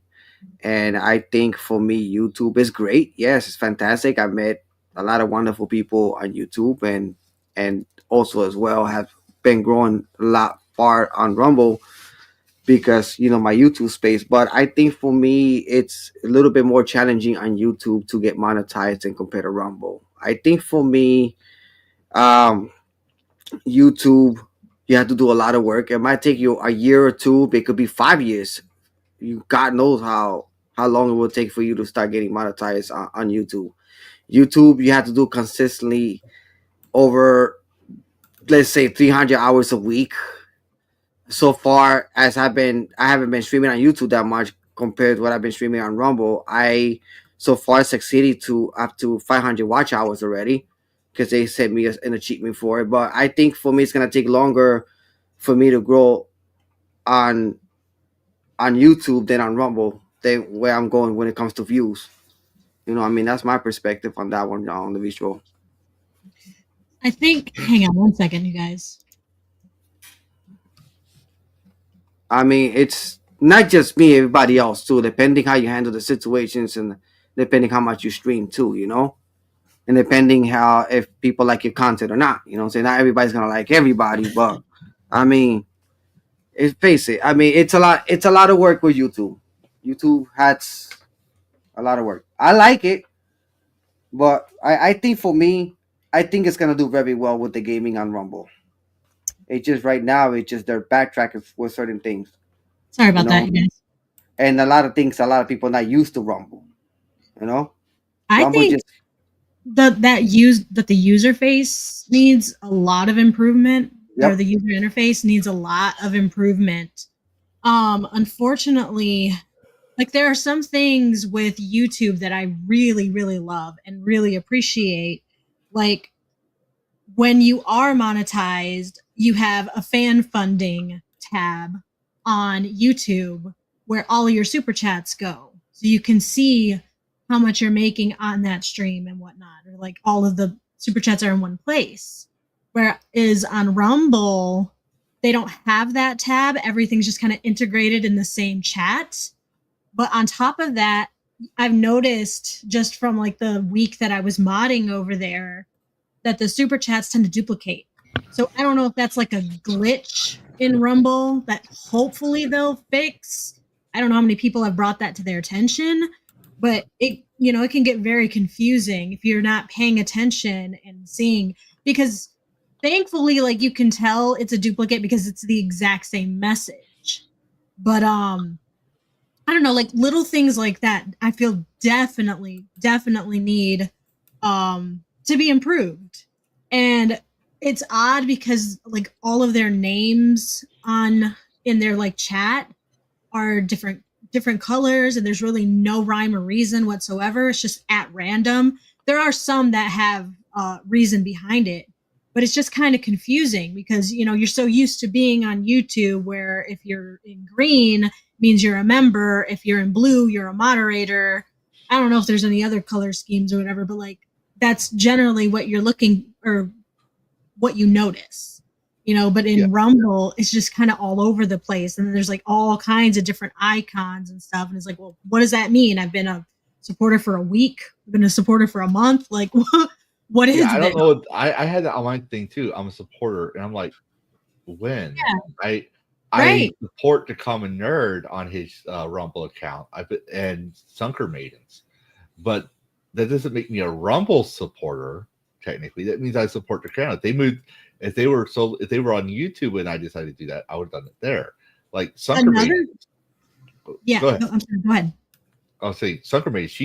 She streams solely on Rumble, and she said in the last episode, she does that because she doesn't want all. She's not ready for all the attention she can get, which is why I point out that Rumble is not a good platform to start out if you want to be a big gamer. It's a good alternative, especially for content like mine, because my mouth is going to get me in trouble. But I'll be the first one banned on Rumble for my games because Kingdom Come and Kingdom Come Deliverance 1 and 2 has titty in it, and just like with YouTube, it has a no tolerance policy for that. So I'm waiting for that one day when I doubt I'll make it. I still don't believe I still can't believe I have 300 followers, but I'm waiting for that day when I get banned because some content from Kingdom Come Deliverance 2 back 5 or 6 years in the past banned me because I'm too stubborn to go through 6 hours of content videos just to clip that out. Quick question: don't they have a streamer mode for that game? I didn't see one because after that incident happened, I looked for it, so I had to.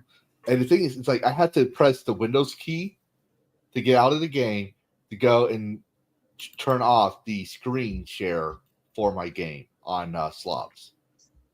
So if there's a better way, and I don't know about it, I'm all ears. I'm willing to learn because, like, I want to play Cyberpunk. The only reason I haven't played Cyberpunk is the character creation. Yeah, and Cyberpunk got streamer mode. Yeah, Cyberpunk's got streamer mode. I do. Yeah, but my point is, it's like, certain games don't have that. Baldur's Gate 3. We tried to stream Baldur's Gate 3, and I originally had it modded with some of the outfits. I wanted to add more outfits, and it required a certain body type. So I had to get the mod for the body type. And when I uninstalled Baldur's Gate 3, I forgot about the mods. And when I put it on again, well, I was going to be a female character for once. And her nips were showing outside the clothing mesh. And I said, I'm sorry, guys. I got shut down the stream. I shut it down and deleted that Baldur's Gate 3 stream. And we were only 20 minutes in the game, and I put in a new game up instead. I was like, we're going to play this one instead so I can figure out what happened. And that's before I realized I had my mods on there.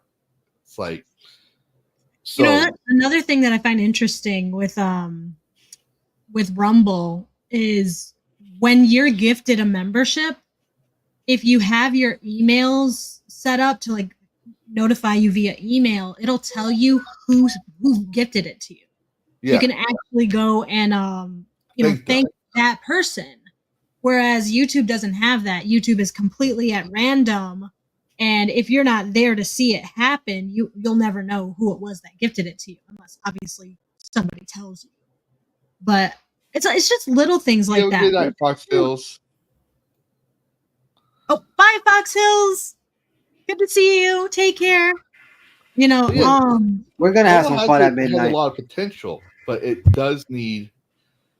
Like, I'm tired of people saying it's a free speech platform. It's not free speech. It has its own limitations. No, it censored me just because I put 3 fucking middle fingers. I was like, I was so frustrated. I was just trying to tell Mikey to get fucked, and it wouldn't let me. It's like, come on. But on Rumble, you could do that. No, this was on Rumble. Was it? This was on Rumble. And it would not let me put the middle fingers. I was so pissed. Oh, so we got a little bit of censorship on Rumble for that one. Yeah, there is censorship. If you know what, this is for that Furious Stan. This is for Furious Stan. Yeah, I love you like a brother, but I know. Are you saying you want out? Fine, you don't want to be part of this, then just sign right here. No, you didn't read it! This says we don't ever have to let you out and then we can do whatever we want! Damn it, why won't it read? If you don't read the terms of service, you won't know what you're agreeing to. And if you agree with Rumble's terms of service, you're promised you'll never, ever, ever, ever, ever, ever, ever do something they find distasteful. So therefore, it's not a free speech. I'm really sorry, but I gotta head out now. Oh, you do? Yeah, I gotta go. Okay, well, you know the deal. You are coming on next week. Yes, I will be here next week for DragonCast. What episode number is it gonna be? I think it's 12 or 13. I forget. Oh my god, if it was 13, that would be so cool because that's my number. That's my birthday number. But I do need a picture that you're comfortable with being shown on a thumbnail. Oh yeah, I got you. I'll send it to you. Because otherwise, I'll use the one that you showed me from last year. I'll have to use that one. All right, but chill your shit. Oh, okay, all right. So I'm Sonia Lisette. I stream on YouTube. I have not figured out Rumble yet because I don't know how to multi-stream. But that's okay. I'll figure that out at another time. My birthday is tomorrow, so I do plan on doing some sort of stream tomorrow, or being featured on somebody else's streams and doing graveyard gaming with Furious Dan and the boys. So yeah, but I do gaming streams on Tuesdays at 2 p.m. usually, roughly. That's literally like the only time I stream. Everything else is just kind of at random. So if you want to subscribe to my channel, please feel free to do so. I'm so close to monetization. Put it on there before you leave because I'm having a problem spelling right now. Yeah, no problem. Yeah, I'm close to monetization. I'm only 400 watch hours away. So nice. Yeah, so it shouldn't be that much longer for me. But thank you so much for having me, Lavistro. I appreciate it. And I'll catch you guys on the next one. And I'll see you next week. I can just tell you have watch hours. I try to go to YouTube Studio. It's like it just up and down. Yeah, because they expire in a year. You have to get it within a year's time. Damn. Yeah, like for me, I'm not too worried about the watch hours because I have over 5K watch hours. Oh wow! Yes. All right, guys. It tells you the summary in your dashboard how many watch hours you have. It gave me. I'll put the link in the chat for you guys. Thanks, Daniel. Bye. Finally, we got rid of the posers. You know, now that's fucked up. Now it's the men doing what men do best: talk gaming. No. I love you, Sonia. She's a great person, and yes, you will get to see her.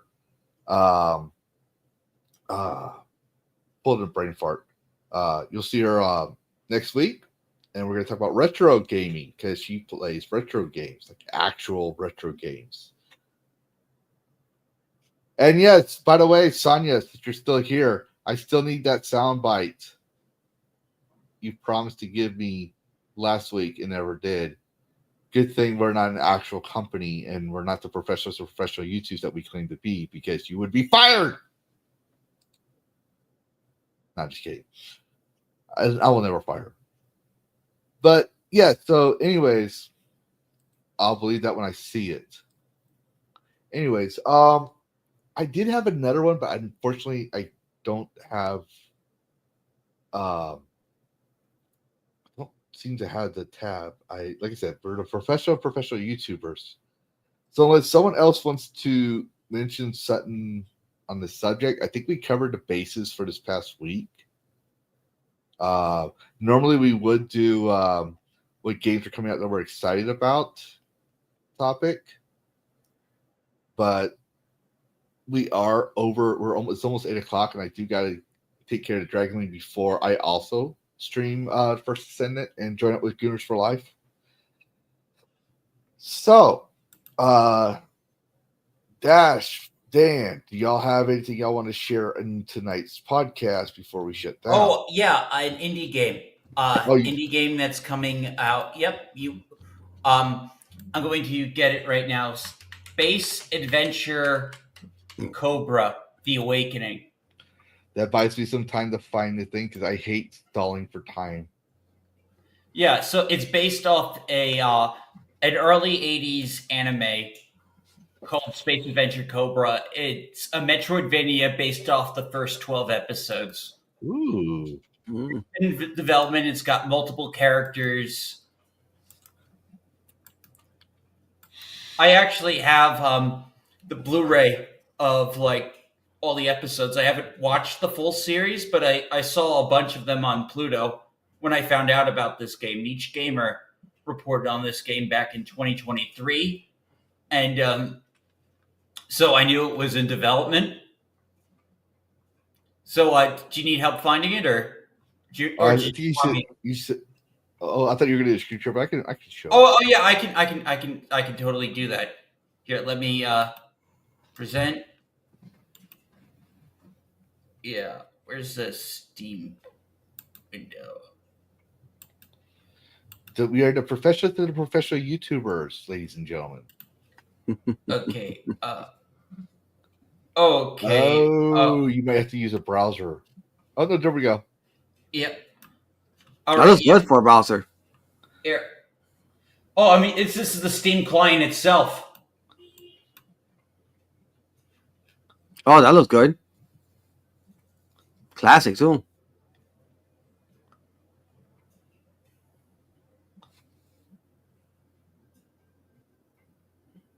I don't think we can hear it.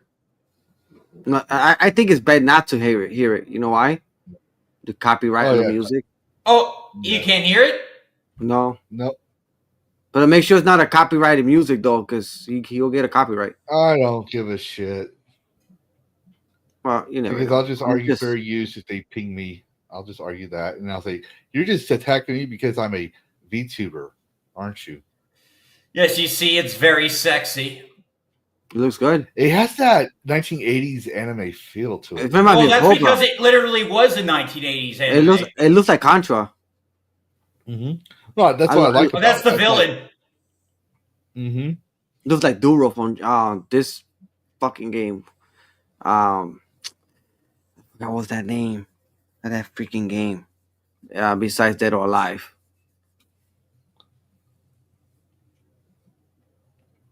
It was a Sega game. It was a fighting game. Virtual Fighters. There you go. That character in the back with the bow head. Yeah, so this is a very good anime, and it's interesting. I know the creator of the series died a couple of years ago. Oh, wow. Yeah, but this was a very, this is apparently like a very classic anime. Like, you know, I'm not sure if a lot of people have heard about it, but it there is no dub. But it's really cool. Like Dan, I think you'd like it. There's a lot of hot babes and like I gotta like see it. skinny suits and in space. I gotta see it. I like looking at reviews first, and then true sci-fi fantasy. Yeah, that's fun. People don't That's realize fun. it's like that's what sci-fi was. It was like you had hot alien women, and yeah. It's like it was like as much as I didn't like some of the acting of classic Star Trek, I like some of the actors. Like people liked Phil Shatner, I didn't like him too much. And I know that's a very controversial take. I did like Star Trek. Don't get me wrong. I did like classic Star Trek because of the story premise. You're basically an individual out in the middle of nowhere in space. It was like that's one reason why I like the name Space the Final Frontier, because you're up against the entire galaxy as opposed to in the middle of the wilds, right? Like one thing I like about Conan is it deals with rugged individualism and the corruption of a collective society in a city, right? So you got your wizards and you got this stuff, right? All this corruption in there. But the Untamed Wildlands, it's you versus the wilds, and you use your own wit and metal against the wilds as opposed to trying to be who you are but following the rules so you don't get put in jail. Like Conan is really good at that, right? So classic space fantasy has that same thing. What's one way to get people to join the military? Join the army, see the world, meet exotic women, blow shit up. And what do young red-blooded 18-year-old male do? They go join the army to blow the shit, to see the world, to meet hot women. I mean, come on. I'm a veteran, right? I was in artillery, so I blew shit up. I got to see the world, and my ex-wife is Korean, like literally from Korea, right? So when you talk about space fantasy, right, it's that appeal to that kind of a sense of an adventure. You go to strange new worlds, right? You go and meet hot alien women, right? All that stuff. That's what true sci-fi was. It was a male fantasy. Doesn't mean that women couldn't enjoy it too, but that's one thing I liked. But yeah, that's definitely what Cobra was. It was like it's like ultra like space male fantasy. Yes. Now, I found it. Thanks for stalling for time. But who watched Nintendo Direct? Not that much. Yeah, I saw it.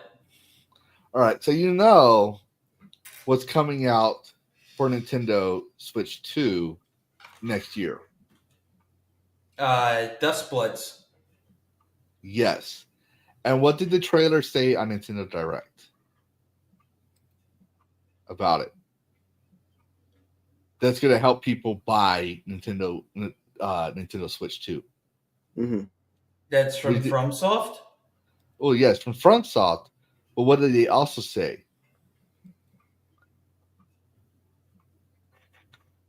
Do you know? Do you remember? No. They said it was going to be exclusive. Oh, wow. I just found this out today from Niche Gamer. This IP is owned by From Software, right? Hot on the heels of Nintendo and From Software announcing Dust Bloods, it seems the game will not be exclusive to Switch 2. It might come to PC. Oh, that's gonna be cool. So I'm wondering how Nintendo's taking all this. But it was announced as a Nintendo Switch 2 exclusive, but a new reveal for the game has confirmed From Software owns the rights to the game, not Nintendo. A trademark for the name, the Dust Bloods, was registered back on March 27th, but made public today, confirming developer From Software is the owner of the name. The trademark being owned by From Software leaves the door open for a non-Nintendo release. As the current game is co-funded by Nintendo, though, they may restrict the game to Switch 2 as a condition of funding its development. We'll likely never know the conditions on which Nintendo greenlit a new Bloodborne sequel, and everything but name. However, From Software owning the rights to its name means they can release sequels in other platforms. So that's good. Like, if they make Dustbloods too. So my question is, since we don't know if they funded or co-funded it, do you think From Software could, as a fuck you to Nintendo if they pissed them off, put Dustbloods as well on PC at a later date? I had no clue about that one. Well, possibly. I mean, Nintendo technically doesn't own Bayonetta either, yet neither Bayonetta 2 or 3 are on PC. Yes. Yeah, It's owned by Sega, if I remember correctly. But ain't Sega has a little bit of ain't Nintendo have a little bit more rights on the Sega games lately, or just They partner with Sega sometimes. they partner with Sega, yeah. And Zomboid is correct here. A exclusive contract is normally set to a number of years. Yes. Yeah, it's go by contract. Yeah, he probably's right. Yeah, Zombie is right. Now, personally, I'm tired of Soulsborne games or every game trying to be Souls-like.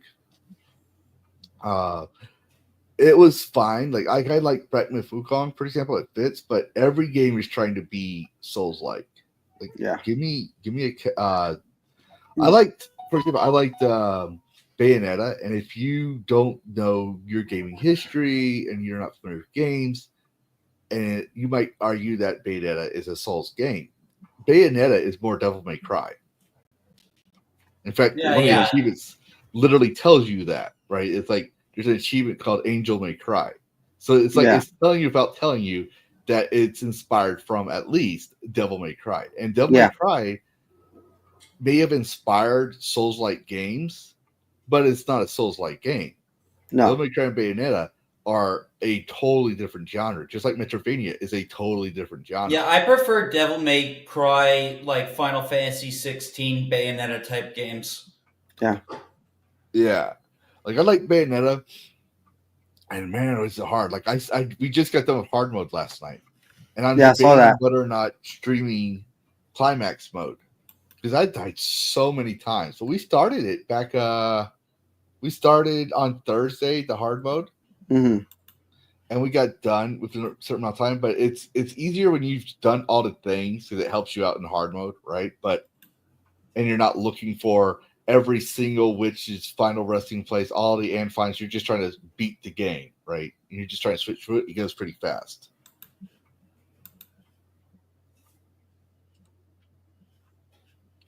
Dishwasher is the best side scroller hack and slasher. Zombie said. Some boy. I hope I'm saying your name right. I don't have my glasses on, and I'm reading Zomboid. If I'm saying your name wrong, let me know. I'll try to get it right. I always try to get it's Zombie. Zombies.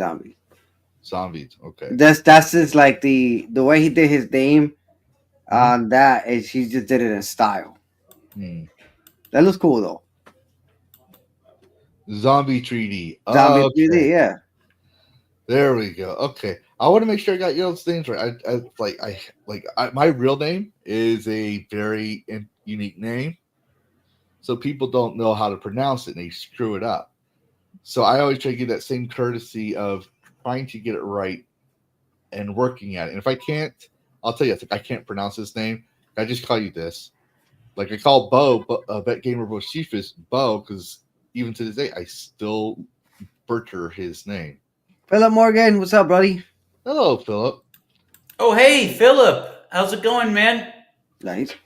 But you know what? I keep forgetting to do this because I'm usually streaming when he pops on, and I can't do this. But I notice he's a mod on a couple of channels, and sometimes he stays up late when I stream.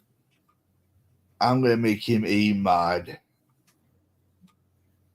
Because sometimes most of my mods are hypno mods. And I need some variety. So congratulations. Well, he's a mod for Cass and he's a mod for me. Yeah. Yes. I try to mod for you once in a while, like on a Friday, but I get a game. You're the ones that have wrenches that stream aren't really mods. I mean, y'all can if y'all want. Well, I never exactly need moderators because I almost never get any trolls or haters.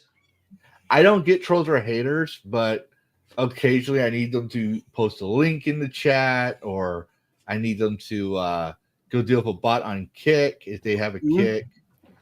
That's when they're helpful. Or definitely when... Does Kick have a bot problem? Do you remember that joke I sent you? Oh, yes. I'm guessing that was inspired by an actual problem on Kick. Yes. I get it's not I don't get it as often as I used to, but it still happens. I get that on other sites. I get messages like that on other sites. It's a huge problem on Twitch. I know that. Congratulations, Philip Morgan. And it's also a problem on well, it's not so much in the chat as it is with the comments. They'll post, "Hi, I'm so and so. I'm a huge fan," on Rumble comments of your videos. Yeah. So just so you know, this is a fireable gig. If you fuck up, you're fired. No pressure. You have to know how not to fuck up. I just asked one simple thing that's easy for dragons to do. So I expect you to be able to do it too. Read my fucking mind. And then you'll know how not to get fired. But yeah, so I want to see another Bayonetta game. I want to see Bayonetta 2 and 3 come out on Steam for sure, so I can continue the trilogy. But I would love another Bayonetta game. The problem is I'm pretty sure they're not going to make it in today's world. Now, they make 3 just fine. You did? I haven't seen the gameplay. I do remember one of the games she has short hair, which I fucking hated. Well, they did have I called it like called Innocent Angel mode or something, where it like censors some of the nudity, but like that's an option. Yeah, they only made that for like the naive like angel. It's called. It's kind of funny. Yes, but one thing I'm very vocal on my games. For example, in Bayonetta, Jean, is that her name? John or Jean? Jean. Yes. I freaking hate her for 2 reasons. One I was vocal about. The other one I never mentioned much. Her eyelashes. I hate her fucking eyelashes. They drive me insane.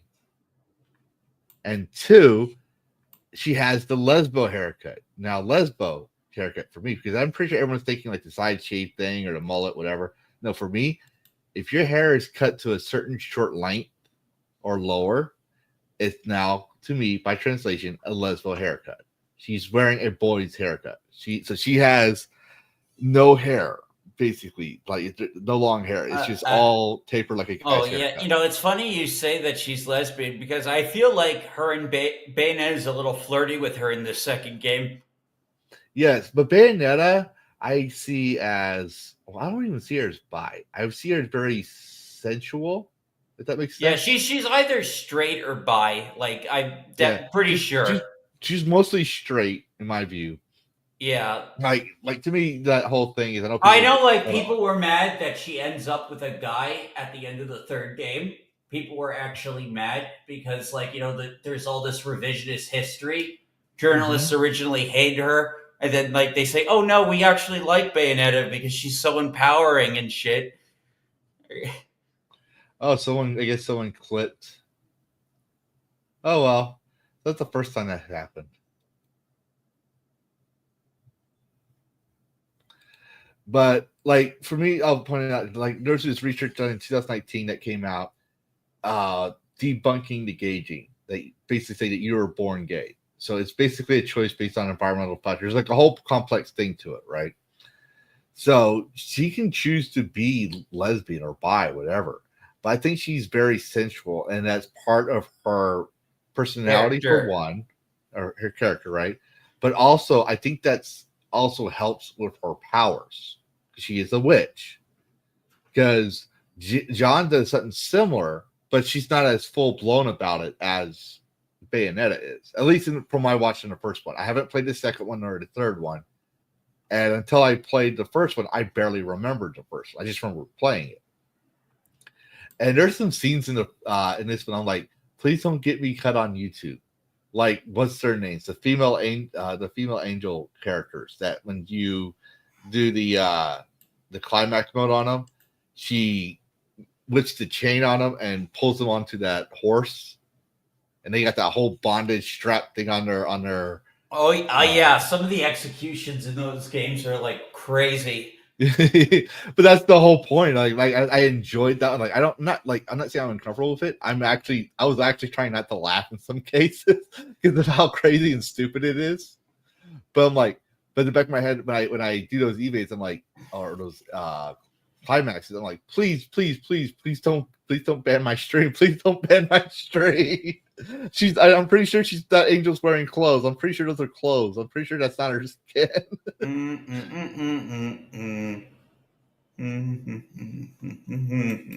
Oh, Tailfield was making a lesbian joke with scissors.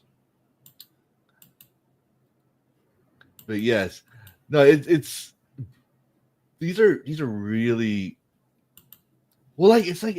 Like we before this we were playing a couple games back. We were playing Dead Rising, and it had erotica mode. It was there as a kind of a funny thing because the most likely you're going to be taking pictures of the zombies for the PP points, right? Prestige points, because that's where you're going to get your most amount of points. And so erotica's in there, right? But you also had the boob shot, and the skirt shots, all those stuff, right?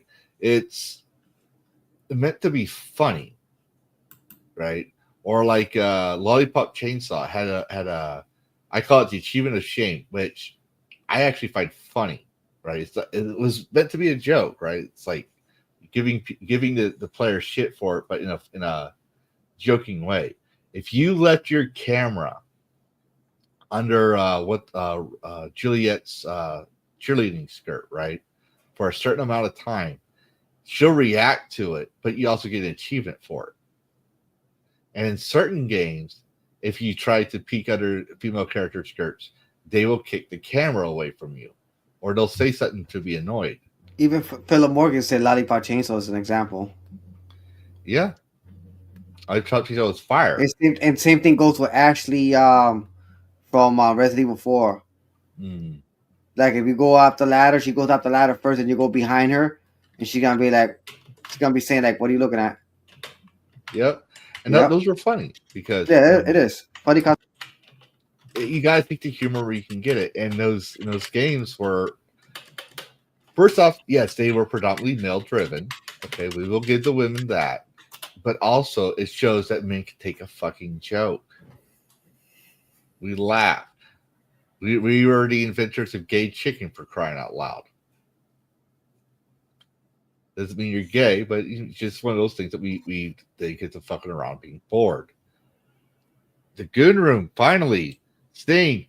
Oh no, it wasn't Sting. Who was asking? Roadkill was asking for you, or was it Sting? Someone was asking, where the fuck is Sting? The Goon Room. Yes, the joke it's especially like somebody. I'm going to assume and make an ass of myself here that you watch horror flicks. And what's one thing that's in horror flicks other than the horror itself that makes the horror really good? In some cases, in my argument, is comedy, dark humor. When I was in combat and things were getting, you play horror games. Well, yeah, see, even then in horror games, there's some humor. You can't be always dreadful all the time. You have to balance it out, right? To keep that suspense going, to keep you wanting. Because if it's too dark, people are going to stop playing. When I was in combat, things got dark real quick, obviously, right? And it's scary. You never know if you're going to die.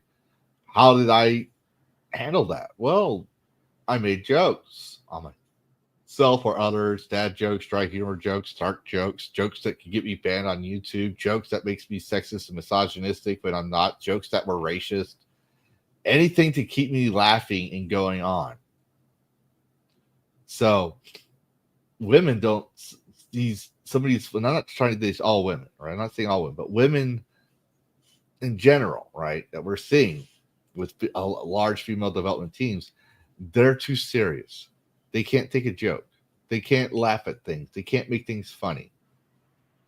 Not all women, but we're starting to see that difference between games in the past and games in the future.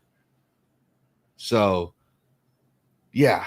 That being said, I do see the time is 8:20. I think we covered all the topics, and we had some really good discussions and conversations. And I'm going to say, unless we get more info, there's a good chance we'll see Dustbloods on PC. And I want to see Nintendo's face when that happens. I don't hate Nintendo, by the way. I hate corporations. So when they say only exclusive on this, and then we've altered the deal, I can only imagine how corporations feel about that. I don't hate Nintendo either, but God knows they're being awfully corporate lately. Oh yeah. And I'm going to say, on the subject of Nintendo, I know we were about to wrap things up, but on the subject of Nintendo, fuck Tears of the Kingdom, fuck Breath of the Wild. Link is wearing a Kokori green outfit and is left fucking handed, and Zelda has long hair and wears a fucking dress. She's a princess. You can get her dress in Echoes of Wisdom. No. I don't give a shit. You don't ever put her in pants and cut her hair off. And make it look like a feminist. No, she doesn't look like a feminist, but no. That's one thing I hate about Tears of the Kingdom. There's something in a private chat. Hold on. We're about to answer your question that you already know the answer, but I'm gonna ask y'all this real quick. This is around the subject of Nintendo. Best Link, best Zelda. To tell the truth, best Link, best Zelda.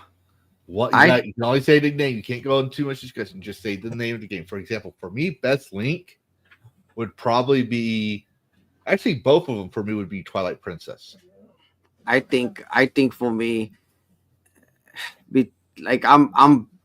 I like Twilight Princess. I love it because of the wolf and stuff like that. But I was more into like the Ocarina because of the action like this in the game with the dungeons and character design. We're not characters. The character design I like the most, and I was looking forward. Hopefully, someday they will actually make a remake of that game. Well, like aesthetically, yeah, Twilight Princess was the best, but I think the best Zelda is Tetra from Wind Waker.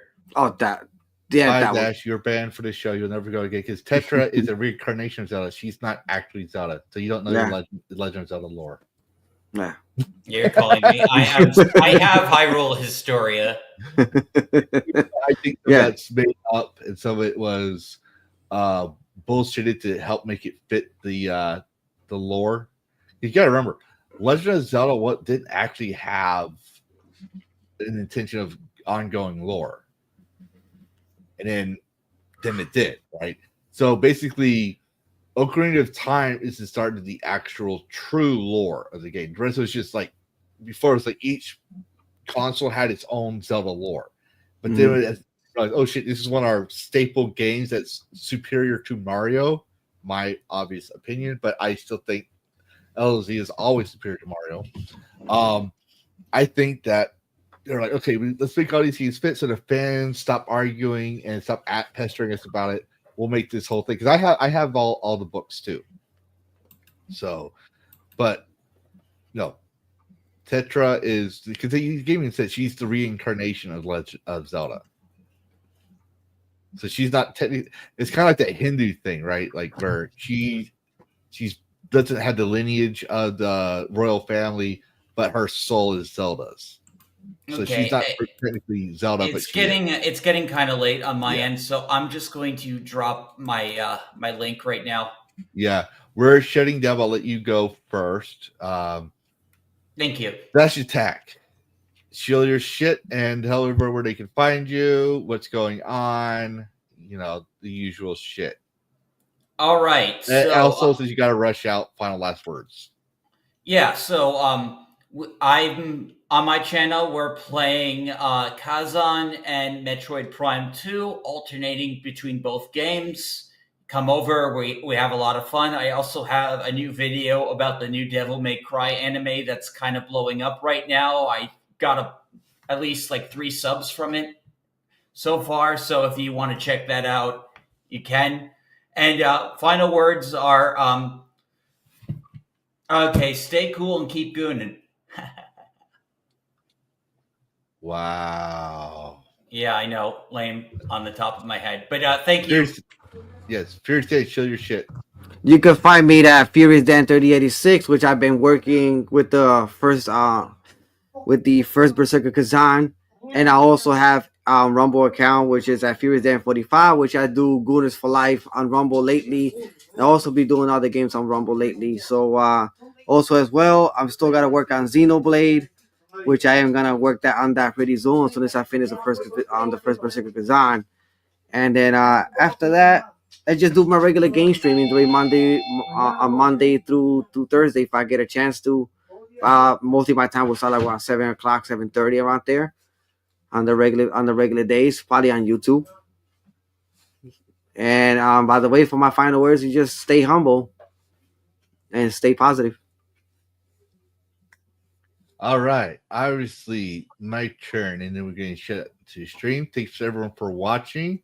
Obviously, you're on my channel, so you don't have to worry about finding my links. Dan, go ahead and put your link in the chat so people can find you. Yeah. That was Dash Attack, obviously. Furious Dan. He's a panelist for DragonCast until he annoys me to the point where I have to ban him for something he may have said. I'm not gonna do that. Yes, you are. We already know this because you're Puerto Rican. God, you're humans. That's discrimination.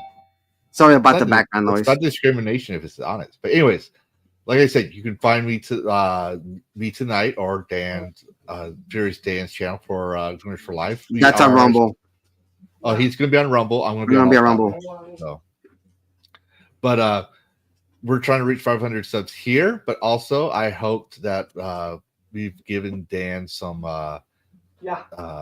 subscribers. So if you haven't, go clap that furry's cheeks and subscribe to him on Rumble.